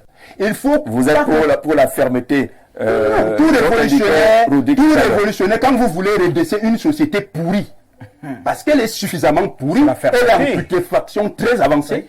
Si vous venez pour venir faire un peu de cosmétique au départ, ça ne donnera rien du tout. Voilà. Et donc, moi au pouvoir, il faut que les Camerounais le sachent. C'est pour ça que j'ai choisi l'option révolutionnaire. Dans les 18 premiers mois, je prends des mesures de refondation avec une fermeté telle que Jerry Rawlings l'a appliquée au Ghana. Et après 18 mois, 2 ans, je commence à ouvrir le pays. Quand les citoyens se sont déjà appropriés les notions du respect de l'État, des notions du respect du bien public et du patriotisme, je commence donc à desserrer les taux et à placer des véritables bases de la liberté pour qu'au terme de mes 2 mandats, je laisse comme le président Rawlings un État véritablement démocratique avec des institutions qui sont fiables. Vous savez qu'au Ghana, c'est l'une des meilleures démocraties en Afrique. D'accord. Et avec un système électoral qui n'a jamais été contesté. Or, c'est Rawlings qui a mis en place la structure qui organise les élections depuis Mathusalem. Et il est très apprécié d'ailleurs. Voilà. Antoine Zanga, est-ce que le président est un peu excessif lorsqu'il parle de pourriture, que la situation est totalement... c'est pourri pour ce qui est du patriotisme? Non, ça c'est du Aimé Cyprien Olinga. Il vous parle bien de front. Vous savez, c'est le front des révolutionnaires. Les révolutionnaires, c'est généralement leur discours. Ils sont extrémistes, ils sont parfois même un peu anarchistes. Non, nous sommes patriotes. Donc, nous sommes pour le respect et le de la loi. Justement, c'est la loi. Il faut me respecter quand je parle. Oui. Parce que quand vous nous étiquetez comme des anarchistes, vous êtes en train, vous aurez le temps de réagir. Il vous a écouté. Vous savez, il vous a quitté dire du pays qui est pourri. Il a attendu son temps de parole. Vous savez, et c'est justement ça. L'anarchisme, ça n'a rien à voir avec l'anarchisme. C'est aussi ça qu'on appelle le patriotisme. L'expert en la matière a si bien esquissé l'affaire en disant que l'amour de soi et du prochain, l'amour de soi, ça voudrait dire le respect de soi, l'amour du prochain, ça veut dire le respect du prochain. Et donc, comme écouter est un art, vous savez, savoir écouter est un art. D'accord, alors au fait, quand on vous écoute, est-ce que ce n'est pas aussi pourri que cela? Bon, moi je pense que il est dans son rôle. Je ne vois pas pourquoi il y a la pourriture. Je vois pas là où il y a la pourriture. Parce que vous ne pouvez pas dire que le Cameroun est à reconstruire. Il faut renforcer. Il y a des bases qui sont là. Dire que le Cameroun est à reconstruire, c'est insulter tous ceux qui ont travaillé pour le Cameroun depuis des décennies.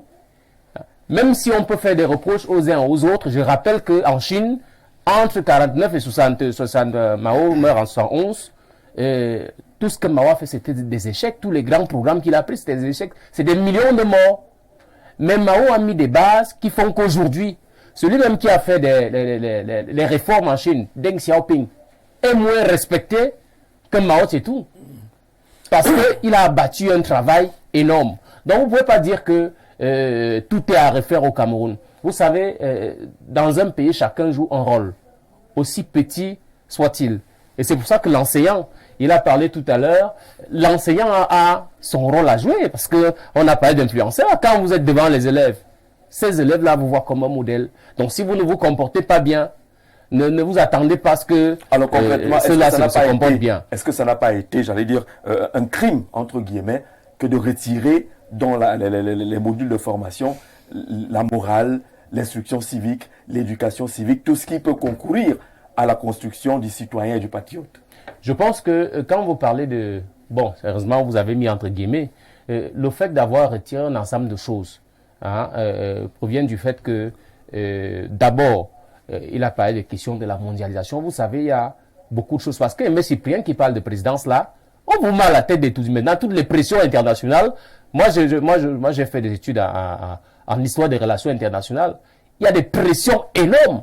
Et nous, on a cédé. Les gens n'ont pas cédé. Donc, il y a un ensemble de pressions qui arrivent, qui sont exogènes, qui parfois vous amènent à prendre un certain nombre de choses. Parce qu'en fait, en matière de rapport de force, vous n'avez pas suffisamment les moyens pour résister à ces pressions-là. Donc, vous voyez, il y a un ensemble de... Mais il y a des éléments qui sont incontournables. C'est-à-dire que la construction, la citoyenneté... Jean-Jacques Zé. Ça devrait être des domaines de souveraineté. Jean-Jacques Zé, nous parlons sur un plateau. Oui. Je vous dis que sur la scène internationale, c'est une violence à l'autre pareil. Quand les Américains ont décidé d'aller liquider Saddam Hussein, malgré les réticences de l'ONU, ils sont partis, ils l'ont liquidé. Mais Antoine, donc c'est une violence à l'autre pareil. Comment est-ce que le Rwanda fait, comment est-ce qu'un pays comme le Rwanda fait pour rester dans ce qui est actuel, qui vit également des pressions, mais comment est-ce qu'ils font pour construire ce patriotisme qui se voit, qui se vit et qu'on apprécie? Mais parce que vous ne savez pas ce qui se passe au Rwanda. On nous dit seulement le Rwanda est comme ça. Le Rwanda n'est pas forcément un exemple à tous les niveaux. Mais le citoyen rwandais... Le Rwanda, vous voyez que la RDC se plaint chaque jour que les rebelles qui sont à la frontière, là, c'est le Rwanda. Donc, je vais parler à ce niveau. Ce que j'ai envie de dire, c'est que ce que j'étais en train de dire avant que vous ne me coupiez, c'est que il y a des choses qui ont été retirées de l'éducation, des choses qui ont un rapport avec l'esprit. Et je pense que à un moment donné, les autorités camerounaises ont pris conscience de cela. Et donc, je pense qu'il y a une dynamique qui est en cours. Je parle sur le contrôle du service civique. Justement, il y a un ensemble de mesures qui sont prises. Sauf que, à un moment donné, le Cameroun a connu une rupture dans les années 90 avec la démocratie, le vent des libertés et tout ça, qui ont créé un désordre, pas seulement au Cameroun. Et aujourd'hui, on est en train de revenir. Depuis 2006, on en est sorti. On est en train de revenir progressivement. Et quand une situation s'est aggravée à un moment donné de l'histoire, ne venez pas dire que cette situation-là, vous allez l'arranger en un ou deux jours. Et l'interpellation, c'est que il ne faut pas donner l'impression que l'antipatriotisme est logé rien qu'à un certain niveau social. Non, le président a pris tous les éléments pour tous les niveaux. Oui. C'est nous tous, c'est-à-dire que chacun, à son niveau, doit poser des actes patriotiques et on peut interpeller les autorités, ça ce n'est pas exclu, mais cela ne nous dédouane pas des actes patriotiques que nous devons poser. Donc, il ne faut pas laisser croire qu'il y en a qui sont patriotes et il y en a qui ne sont pas patriotes. Vous savez, quand on fait l'histoire, les gens parlent, quand on parle de Ruben Umnyobe. Ruben Umnyobe, c'était un patriote, mais il y a aussi eu des gens qui l'ont sacrifié. Hein? Il y a des gens que l'UPC a tués parce qu'on était dans un affrontement. Donc ça, c'est une réalité historique. Sur l'image. Bon. Donc je pense que pour chuter, ce que je voulais dire, c'est que le patriotisme, ce n'est pas quelque chose qui doit seulement appartenir à celle où la responsabilité doit être la responsabilité de certains. C'est une responsabilité qui est collective. Et chacun doit faire ce qu'il a à faire à son niveau. Le président Aimé Cyprien Olinga, son parti politique.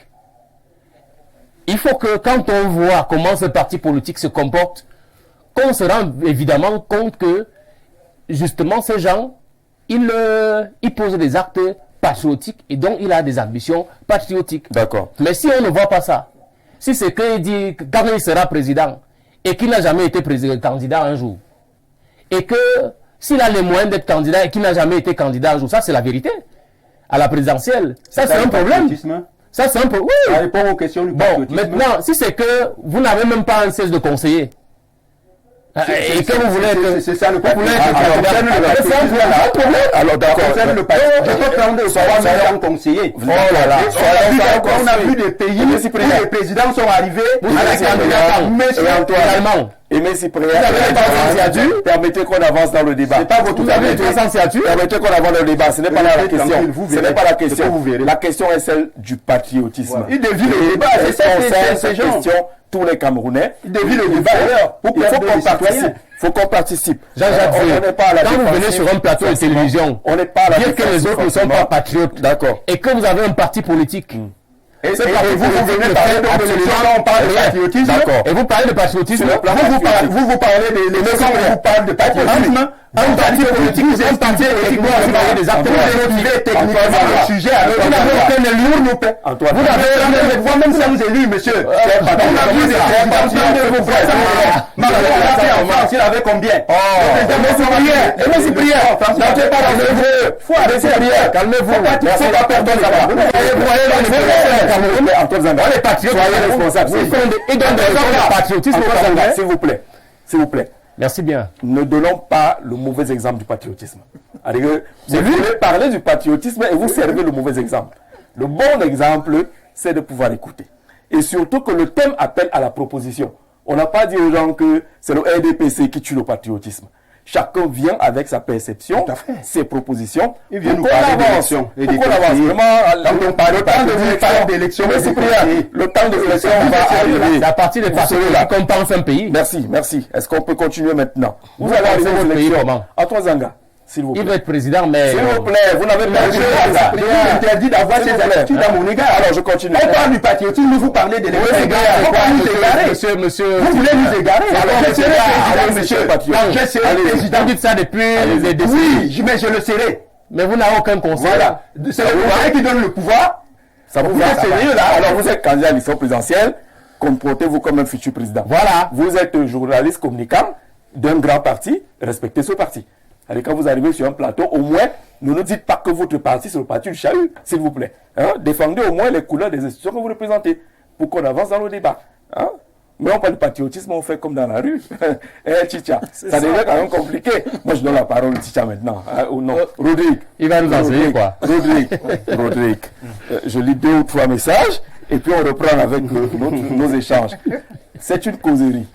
Bien sûr. On ne se fâche pas et on ne perturbe pas. Surtout pas. Voilà. Alors, bonsoir au très grand riche panel et particulièrement à M. Rodrigue, le modérateur de la décolonisation des peuples africains. Très belle thématique. Le patriotisme, c'est l'amour de la patrie. Dites au monsieur en lunettes que le patriotisme n'est pas d'être avec le régime en place. C'est signé Babandoum. Le monsieur en lunettes. Voilà. Babandoum. Le patriotisme est le dévouement d'une personne envers le pays, qui le reconnaît comme sa patrie.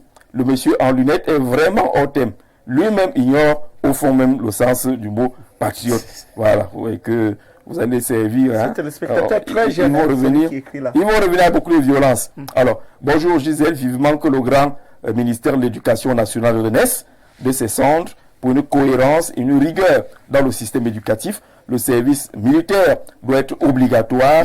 Une fois qu'on devient majeur, respect au président Olinga qui depuis longtemps lutte pour un Cameroun meilleur. Saïd DiCaprio depuis Garoua. Vous voyez que le président Olinga recrute des gens qui apprécient sa lutte. Bonsoir à vous. Demandez au monsieur du RDPC de ne plus sortir du sujet car leur école de politique est dangereuse. Depuis Ebolova que ce message nous vient. Alors, il commence à arriver beaucoup de messages à ce sujet-là. On n'aura peut-être pas le temps de les lire tous. Qu'est-ce qu'il dit, Fotso? Un septentenaire qui verse des déchets à côté d'un bac à ordures à moitié plein au sol et lui de me retorquer.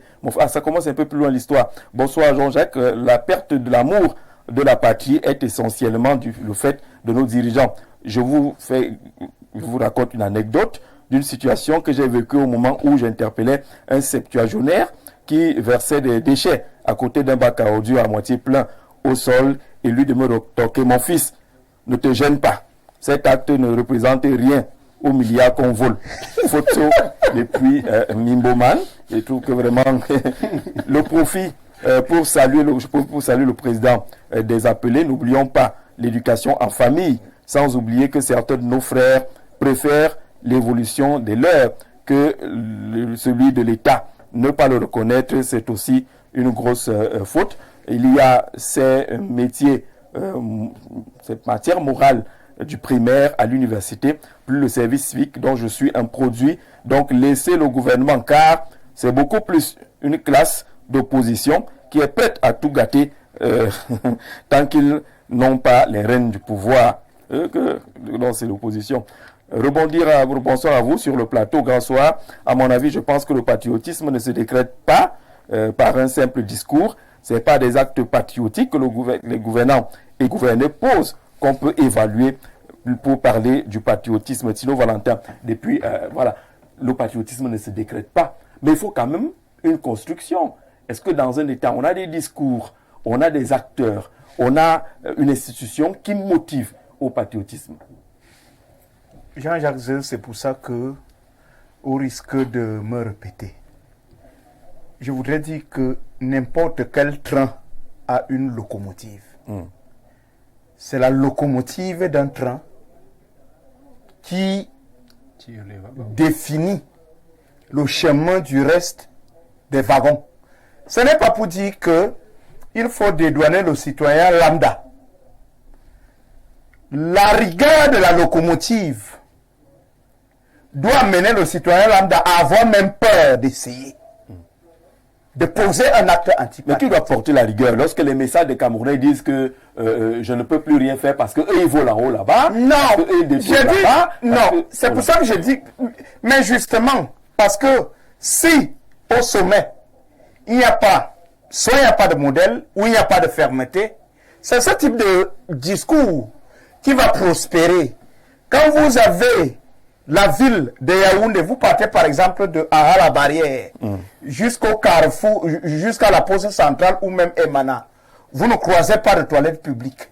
Mais un citoyen qui veut se mettre à l'aise, à l'air libre, va justifier son acte comment? Il va vous rappeler qu'il n'y a pas de toilettes publiques.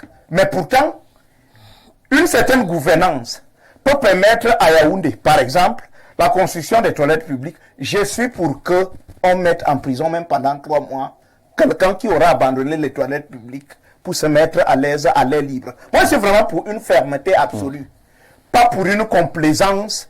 Je ne suis pas d'accord que l'on trouve des mots à certaines bêtises, à justifier un certain nombre de choses. Donc, moi, je pense que la locomotive, comme je l'ai dit, je voudrais saluer l'argumentaire et l'immense travail abattu par le service civique qui travaille dans des conditions extrêmement difficiles. Ah, ils n'ont pas de moyens. Ils n'ont même pas de moyens. Voilà, au-delà des moyens. Non, mais il faut quand même le dire. Bien entendu. Comme mettre une parenthèse là-dessus, les appelés du service civique n'ont pas de moyens. Qui se battent, on mettait dans de leurs opérations sur le terrain pour lever un peu le niveau du patriotisme avec la remise et la présentation des emblèmes. Ils n'ont pas de moyens. Le président est là. On va me lui payer le taxi quand il va partir d'ici. Voilà.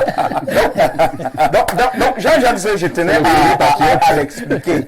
Même si le service civique avait des moyens, Jean-Jacques, même si le service civique avait des moyens, je trouve que leur environnement est difficile. Pourquoi? Parce qu'on parlait de réarmement moral chez les jeunes.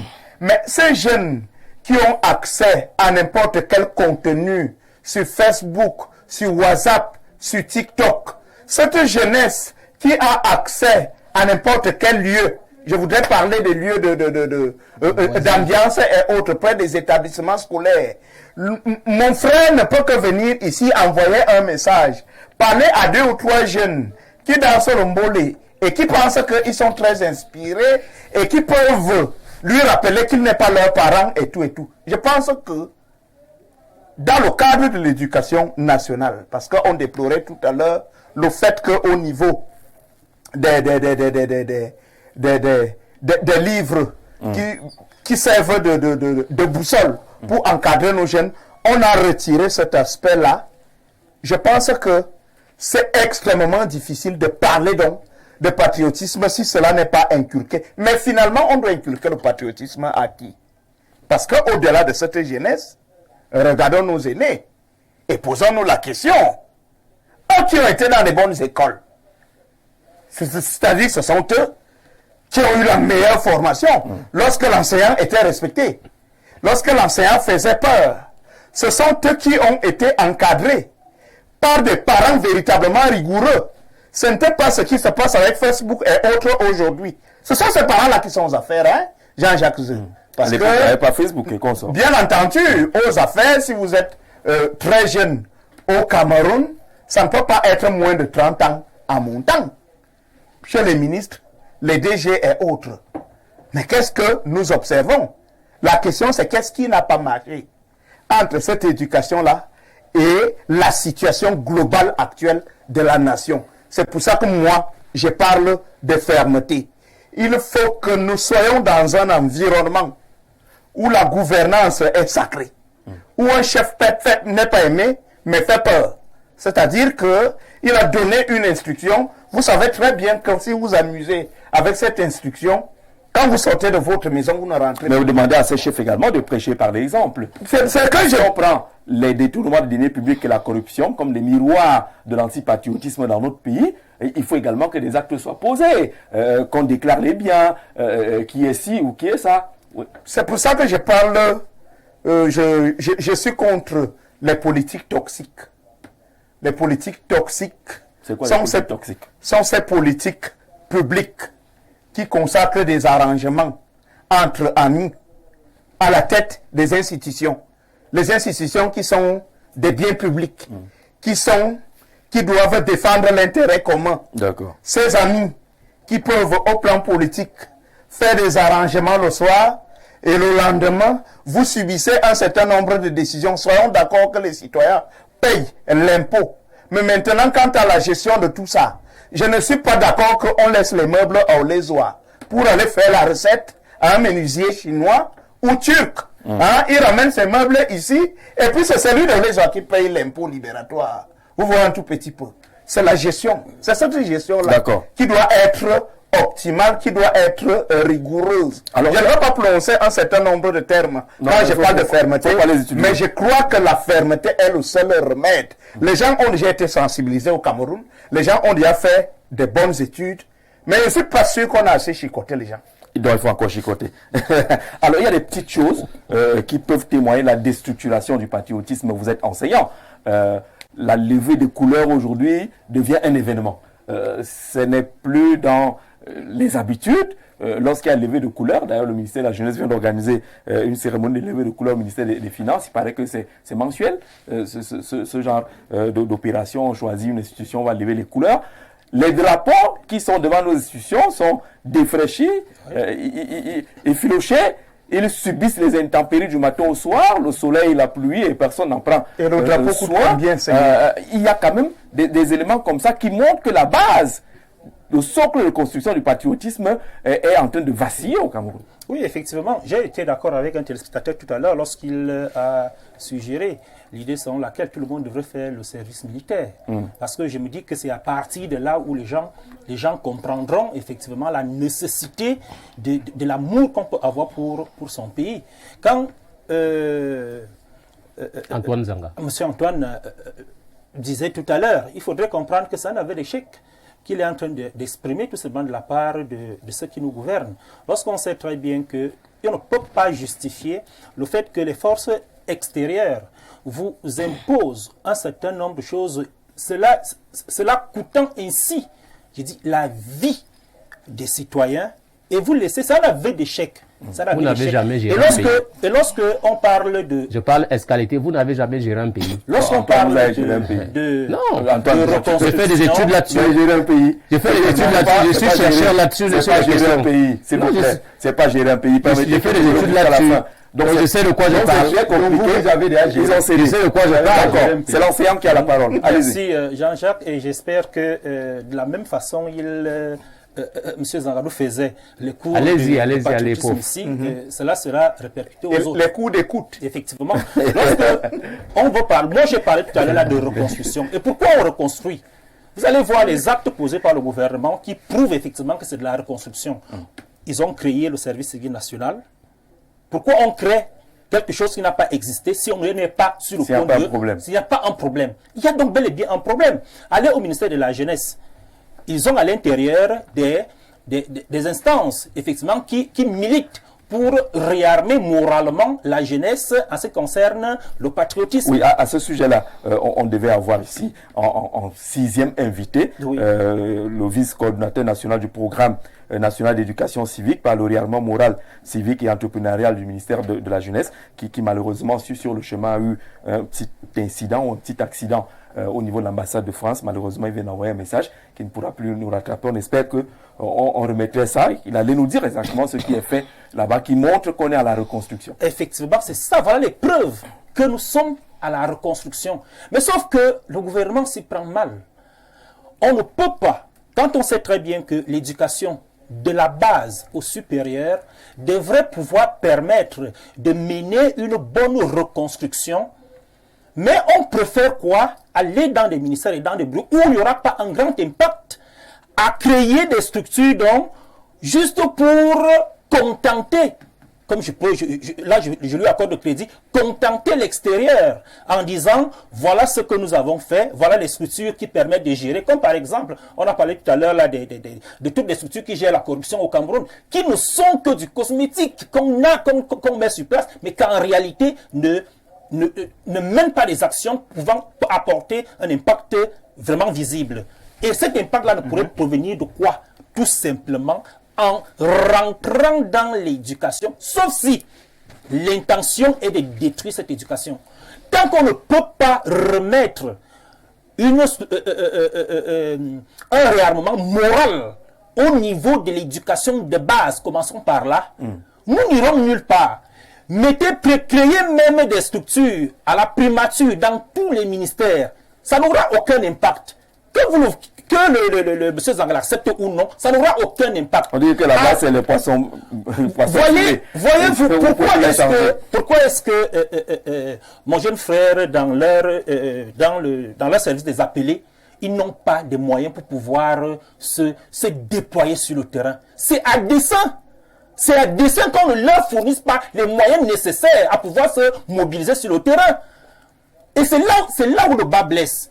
Quelle est la véritable volonté à ce que les Camerounais ne soient pas réarmés moralement en ce qui concerne le patriotisme? Quelle est vraiment la volonté qu'on a? Et c'est là qu'on a le problème. On retrouvera donc au sein de ce patriotisme, et vous l'avez souligné, le patriotisme économique. On retrouve, une fois grandi, comment comprendre que tout ce que, si j'aime ce pays, pourquoi est-ce que je dois me retrouver en train de toujours aller en vacances à Paris de l'autre côté? Et il y a les pics de Mindif qui sont là où je peux aller bien me recueillir. Pourquoi je n'y vais pas là-bas? Pourquoi à chaque fois que je tombe malade, je ne me fais pas soigner dans les hôpitaux de mon pays et je suis obligé de me faire évacuer?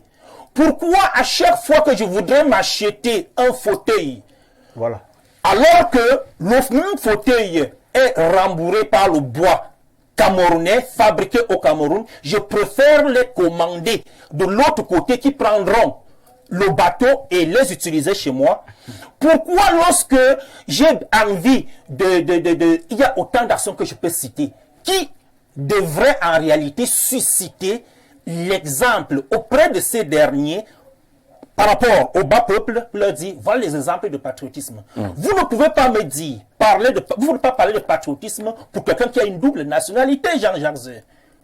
Vous êtes alors patriote de quel pays? Lorsque vous êtes deux, vous avez 3-4 nationalités. On dit de ceux-là qui se comportent comme s'ils étaient en transit. Bien évidemment, ils sont donc des mercenaires. Effectivement, ils sont des mercenaires. Dans leurs différentes ambassades. Et ils reviennent encore s'asseoir. Vous voulez quel genre de modèle de patriotisme quand on les regarde faire? C'est donc là le problème. Il faudrait donc, comme le disait Rodrigue tout à l'heure, que parfois, à un moment donné, que la locomotive nous serve effectivement de modèle. Et cela commence par la base. Ce n'est pas parce que je vais inverser le pouvoir que je vais poser un acte patriotique. Non, mais c'est parce que je vais reconstruire le pays avec des institutions fortes afin de pouvoir permettre que le patriotisme retrouve son essence propre, à savoir l'amour. Et mon cher frère l'a dit tout à l'heure, l'amour de soi d'abord. Combien de Camerounais s'aiment encore soi-même dans ce pays? Commençons par là. S'aiment soi-même dans ce pays. Et cela y va de leur manière de faire, de leur manière d'être. Il est donc question, le travail de fond est là. Il faudrait réarmer moralement la jeunesse. Et c'est à partir de là, Jean-Jacques, combien de nos enfants, regardons dans les yeux, qui se lèvent le matin et disent bonjour à leur papa le matin. Quand il vient te dire bonjour, c'est parce qu'il vient demander l'agent de taxi. L'agent de taxi. Trouvez-nous normal, nous allons où? Papa veut l'agent de taxi. Oui, nous allons où? Même le bonjour, c'est ça qu'il appelle, il dit même bonjour. Voilà. Bon. C'est le travail de fond, c'est le travail de base que les éducateurs font au quotidien afin de pouvoir permettre aux enfants. Quand nous envoyons nos enfants de 3 ans à la maternelle, nous leur apprenons quoi? Rien. Mais plus tard, ces enfants-là reviennent avec beaucoup de valeurs. Ils vont danser les y pensent. Alors, bonsoir Gisette et au panel. Mon salut aux sankaristes. Lorsqu'un citoyen refuse de prendre le drapeau, ça a commencé. Lorsqu'un citoyen de prendre le drapeau pour aller représenter le pays, est-il non patriotique ou c'est celui qui a provoqué ce refus du drapeau qu'il est? Toi, tu me poses des questions compliquées. Là maintenant. Lorsqu'on condamne légalement un fait et que King Nasty s'en fout, là je suis un peu perdu. Ça vient de Ndobor, c'est Ndobor de Ferrara qui nous prend beaucoup d'exemples pour interroger justement le patriotisme dans notre pays. Vous savez, chaque citoyen de chaque pays aime jalousement son pays et voudrait l'aimer inconditionnellement, mais puisqu'on dit que l'exemple vient d'en haut et que ventre affamé n'a point d'oreille, il y en a qui, au vu des désastres économiques causés par le sommet, finissent par détester ce sommet et sont qualifiés d'antipatriotes. Vous avez connu la SOTUC? Ouais. Moi, j'ai connu la SOTUC. J'ai payé le ticket de 50 francs. 50 francs. Tout à fait. Pour prendre le bus, c'était merveilleux, hein, la SOTUC. Bref, je suis né à une époque où on ne demandait pas l'origine des personnes pour leur rendre service. J'espère que le prochain président de la République saura reconstruire cet amour qui existait entre Camerounais et plus encore Ndobor de Ferrara depuis l'Italie qui participe à ce débat patriotique. Bonsoir Gisette, un salut particulier au président des révolutionnaires. Gisette, le patriotisme a foutu le camp au Cameroun. Comment parler de patriotisme dans un pays où tous les dirigeants prêchent par le mauvais exemple? Un pays où les dirigeants et leurs familles font leurs courses en Europe. Ce que l'enseignant dit tout à l'heure, ce soit en Europe, c'est Wabiédié, service depuis Kaélé. Alors on vous salue là-bas du côté de Kaélé, ça fait plaisir de savoir que vous faites la causerie avec nous. Bonsoir Monsieur Zé, dites au président Olinga que c'est un plaisir de le savoir en liberté. Pour revenir à la problématique inscrite à l'ordre du jour, le gars a tapé 3 jours là-bas. On a ri un peu, hein.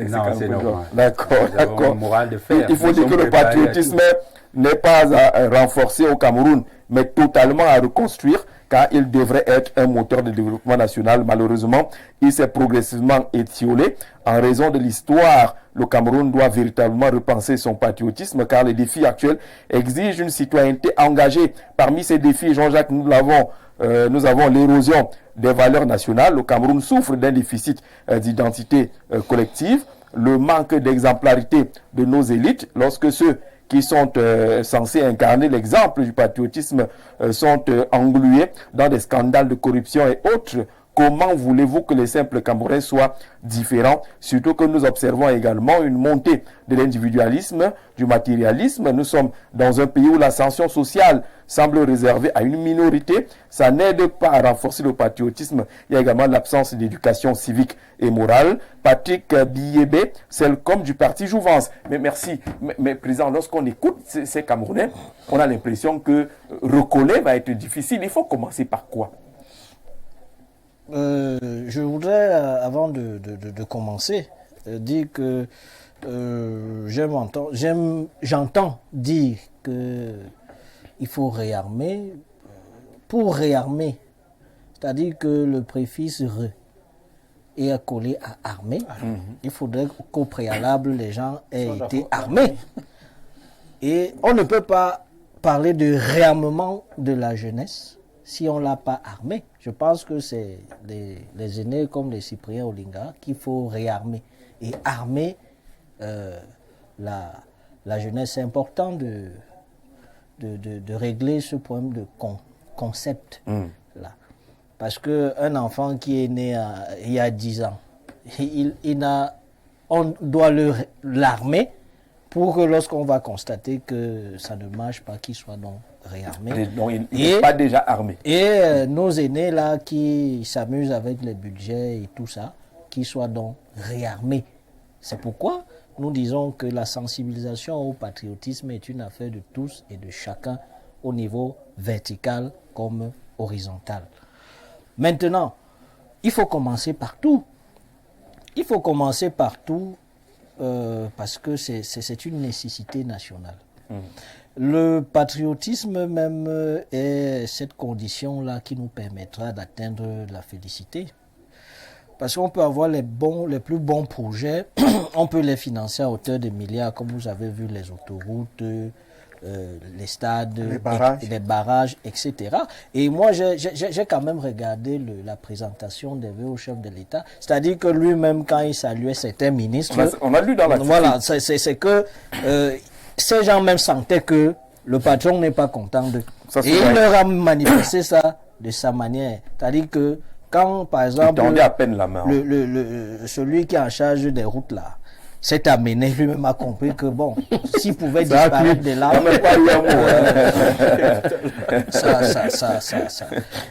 et il y en a d'autres, vous comprenez.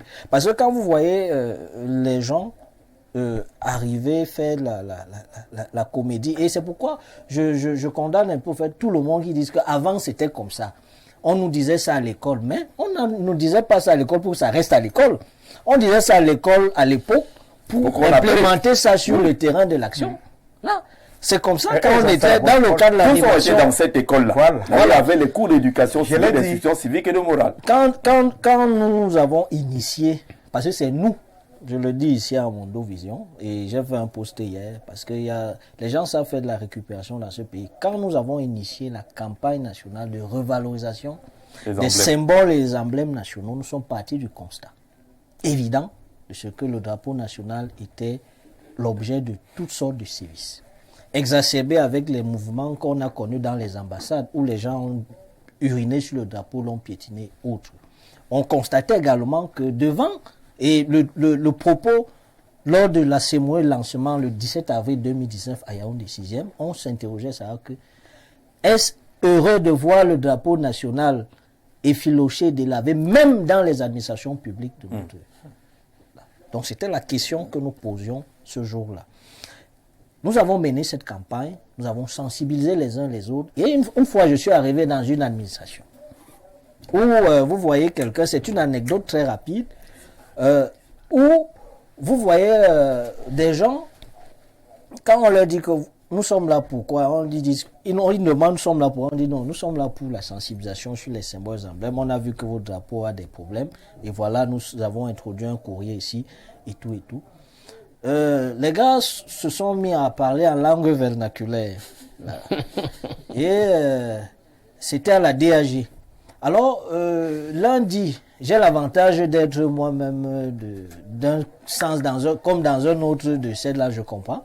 Il dit que ces gens viennent nous perdre du temps ici. Ça, c'est des choses qu'on faisait à l'école. Nous, on est là pour l'argent. Et quand je vois, et quand je vois une photo où il est devant un imminent membre du parti en tenue, il le salue avec beaucoup de joie. J'ai compris que voilà des ignorants, c'est-à-dire des aventuriers qui viennent s'installer dans notre administration, parce que même l'administration camerounaise est très dangereuse. Il faut même travailler beaucoup pour que cette administration soit patriote, parce que les hommes politiques même sont encore, mais l'administration camerounaise est vicieuse à un niveau que vous ne pouvez pas imaginer. Donc vous voyez que les gens prennent la couleur du parti, l'habit du parti, les espoirs du parti pour des seigneurs. Mais ce qui est périn, ce qui est éternel, ce Cameroun, il le foule aux pieds. Vous allez dans une ambition, on nous dit donc ça. Nous avons mené cette campagne. Bon, moi, je suis arrivé, je te coupe pas, dans un ministère où il fallait faire l'interview au ministre. On a fouillé dans tout le ministère pour trouver le drapeau. Vous savez que c'est ce jour-là qu'on va trouver un drapeau qu'on place là et la photo du président. Parfois, on le pose sur le canapé. C'est-à-dire que là où une photo ne reste jamais. Mais on l'installe quand même là. On va trouver qui a le drapeau ici. On va fouiller à droite. Il faut quelqu'un. Dans tout un ministère. Il faut aller à Warda. Aller chercher un drapeau. Et vous devez savoir, parlant de l'effigie du chef de l'État, qui fait par l'effigie officielle du chef de l'État, l'institution, fait partie des symboles et des emblèmes nationaux. Ça veut dire que les gens qui font l'interview, les amis de M. Zanga, qui font l'interview, ils mettent ça à côté pour montrer qu'ils aiment beaucoup le chef d'État. Non, on ne doit pas, ça doit rester une place dominante, c'est-à-dire l'effigie officielle du chef d'État. Sur le bureau du ministre. Non, on ne doit pas mettre ça. Sur le canapé. Une photo ne reste jamais là, même quand c'est la photo de ta famille. On arrête des photos comme ça dans le corbillard. On ne doit pas mettre l'effigie officielle du chef de l'État à terre, à côté là. Non, ça doit rester une place de domination parce que c'est l'effigie de l'institution. Oui. Ça, et il fallait faire cette observation-là. Alors, quand vous voyez donc les gens se comporter comme ça, vous comprenez qu'il y a une inconscience collective. C'est-à-dire que les gens ne savent pas ce que c'est que l'État. Et c'est pourquoi il y a urgence de restructurer ou même de créer ou de fonder une idéologie nationale. Parce que quand vous voyez les gens, ils ne savent pas pourquoi ils vont au travail. C'est-à-dire qu'un fonctionnaire se lève, il part là-bas, il ne sait pas ce qu'il va faire. Les gens sont là, ils arrivent, ils jouent au Zuma. Vous comprenez? Quelqu'un derrière la machine, vous pensez qu'il a traité les dossiers. Vous voyez des gens, ils arrivent au travail à 10 heures. Ils arrivent au travail à 10 heures. Ils ont 1 heure pour faire le Congo-ça dans les autres bureaux. À midi, ils vont manger, boire. 15 heures, ils disparaissent. Vous voyez les gens, ils disent qu'ils sont allés au travail. Et le 26, ils nous créent les embouteillages parce qu'ils vont chercher les trucs. Ça, c'est les Camerounais. C'est les Camerounais d'en bas, d'en haut et d'au milieu qui se comportent comme ça. C'est pourquoi, pour répondre à votre question, il faut commencer partout. Et commençant par dire aux uns aux autres que ce pays, c'est notre pays. Parce que quand nous travaillons à ne pas le rendre beau, nous sommes tous en danger. Nous sommes tous en danger. Parce que c'est un peu comme dans une maison.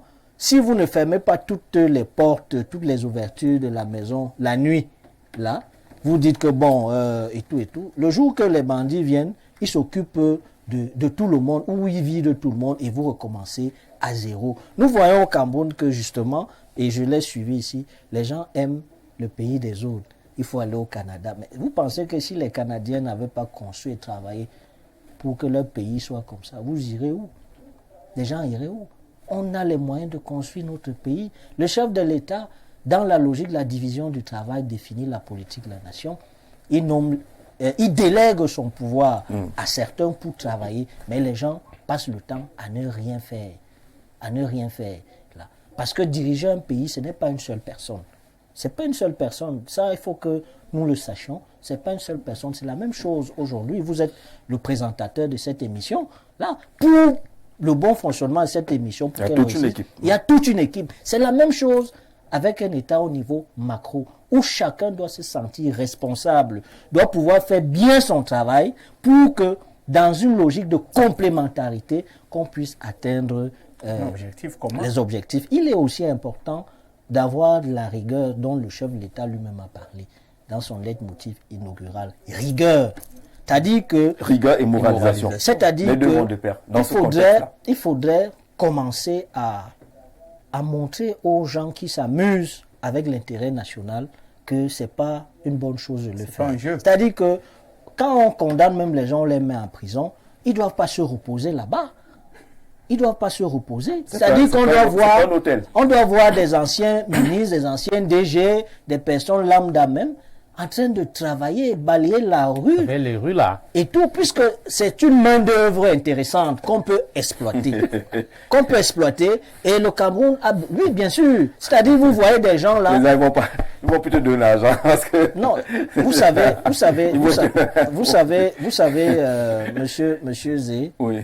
Nous ne travaillons pas pour avoir de l'argent. Pour nous, l'argent. Non, c'est pour fonctionner. Pour nous, l'argent n'est pas une valeur. Et ça, c'est pour dire aux jeunes.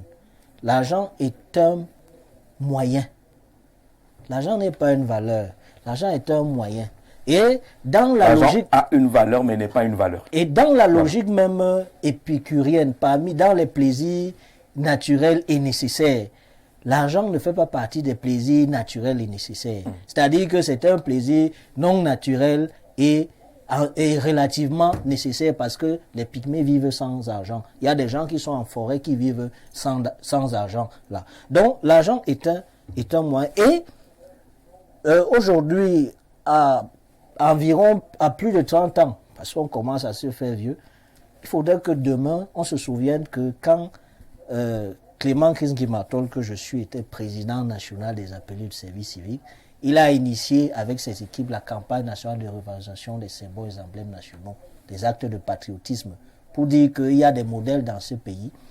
Ils ont animé cette campagne durant 4 ans sans moyens, mais Nancy, notre bonne volonté, dans l'implémentation de la vision du chef de l'État qui a réactivé le service civique, c'est un acte patriotique. Nous avons fait des propositions, 4, dans un rapport que nous avons transmis au chef de l'État. Le retour systématique du cérémonial de levée de couleur dans les administrations, ce que vous avez indiqué que le ministère allait faire et que certains qualifient d'être un événement, ça fait partie de nos propositions. La vente régulée des symboles et des emblèmes, parce qu'on ne doit pas vendre nos drapeaux comme la Bourassa nous appelle, mettez l'ago. Comme on le voit au Carrefour Wada, n'importe comment. La mise sur pied d'un observatoire national de promotion, de vulgarisation et de promotion des symboles et des emblèmes nationaux. Hier, vos confrères de Vision 4, on a posé la question à certains s'ils connaissent même quels sont les symboles et emblèmes. Certains ont dit qu'ils connaissent qu'il y a l'hymne national. Bon, d'autres, quelqu'un a dit qu'il y a l'hymne national, il y a les centres de santé, les brasseries. Vous voyez que les Camerounais, dans leur tête, les brasseries font partie des symboles et des emblèmes nationaux. Vous comprenez donc qu'il y a absence de connaissance. D'accord. Qu'il faut justement que l'État, nous tous, nous travaillons à nantir les uns les autres de ces connaissances-là. Donc nous pensons, et pour chuter très rapidement, le président, en tant que président, me fera cette fleur-là. Pour chuter, il faudrait que la responsabilité civique, citoyenne, individuelle, c'est-à-dire que pour qu'on comprenne terre à terre, toute personne qui est née au Cameroun, qui est camerounais, doit se sentir responsable, doit pouvoir porter sur ses épaules le Cameroun à son niveau là. Et nous irons donc vers la félicité. Et bien Cyprien, vous pourrez aller vers le service des appelés, hein.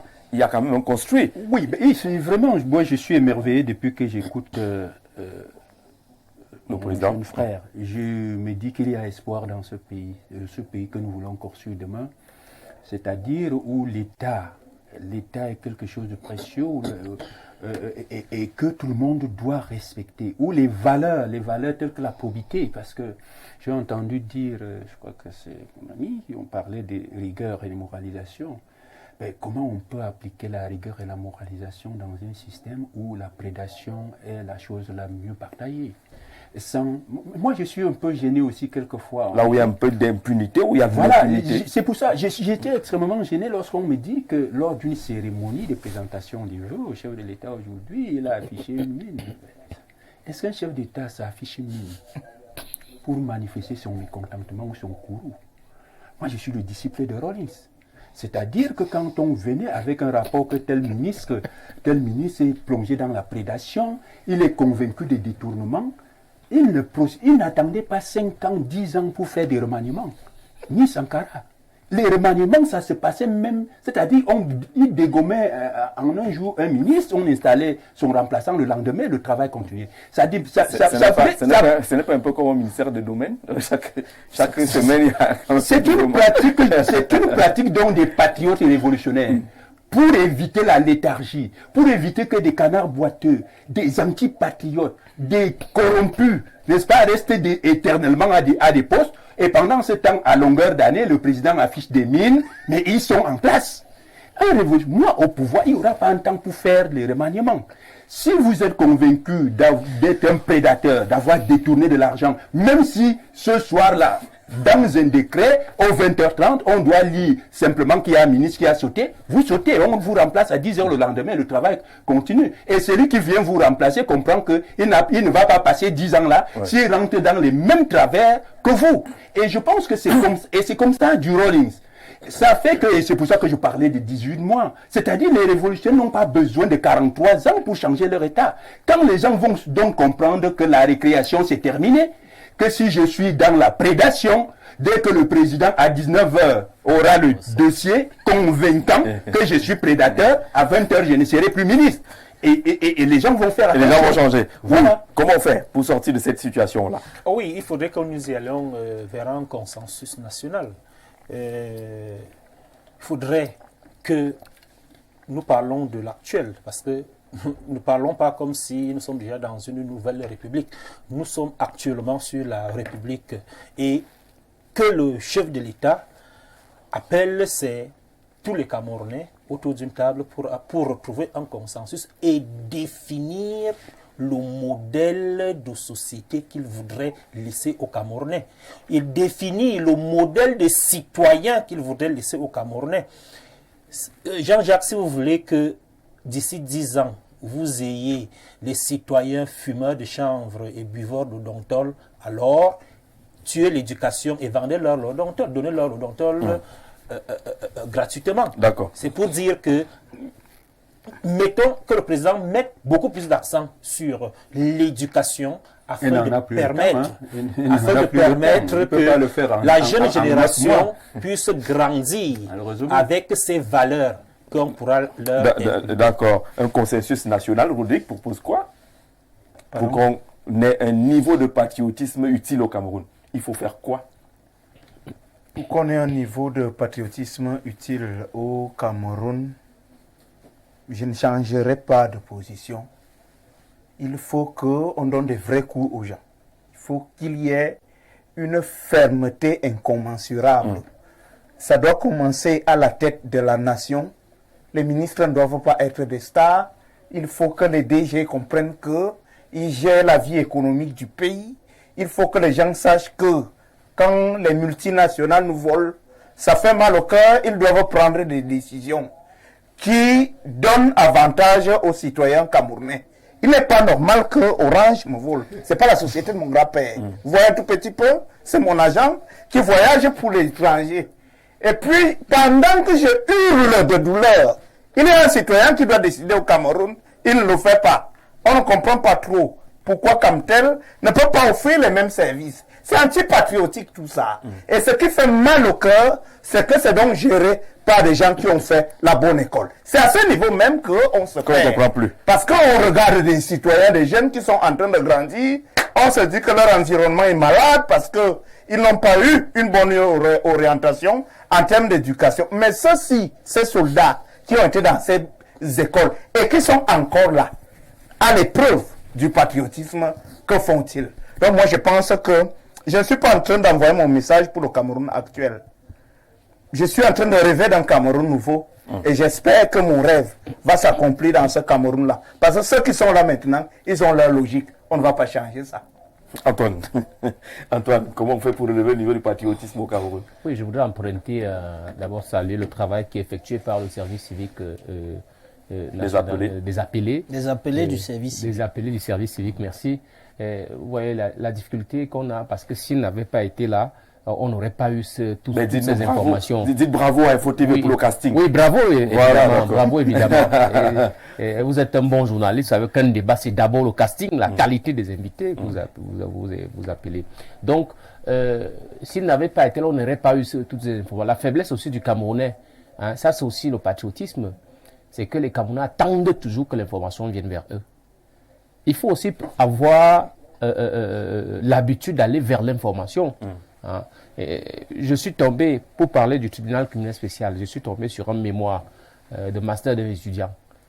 Et le nombre des personnes qui ont été convaincues ou qui ont été envoyées à Kondengui, c'est en termes de centaines. Des centaines.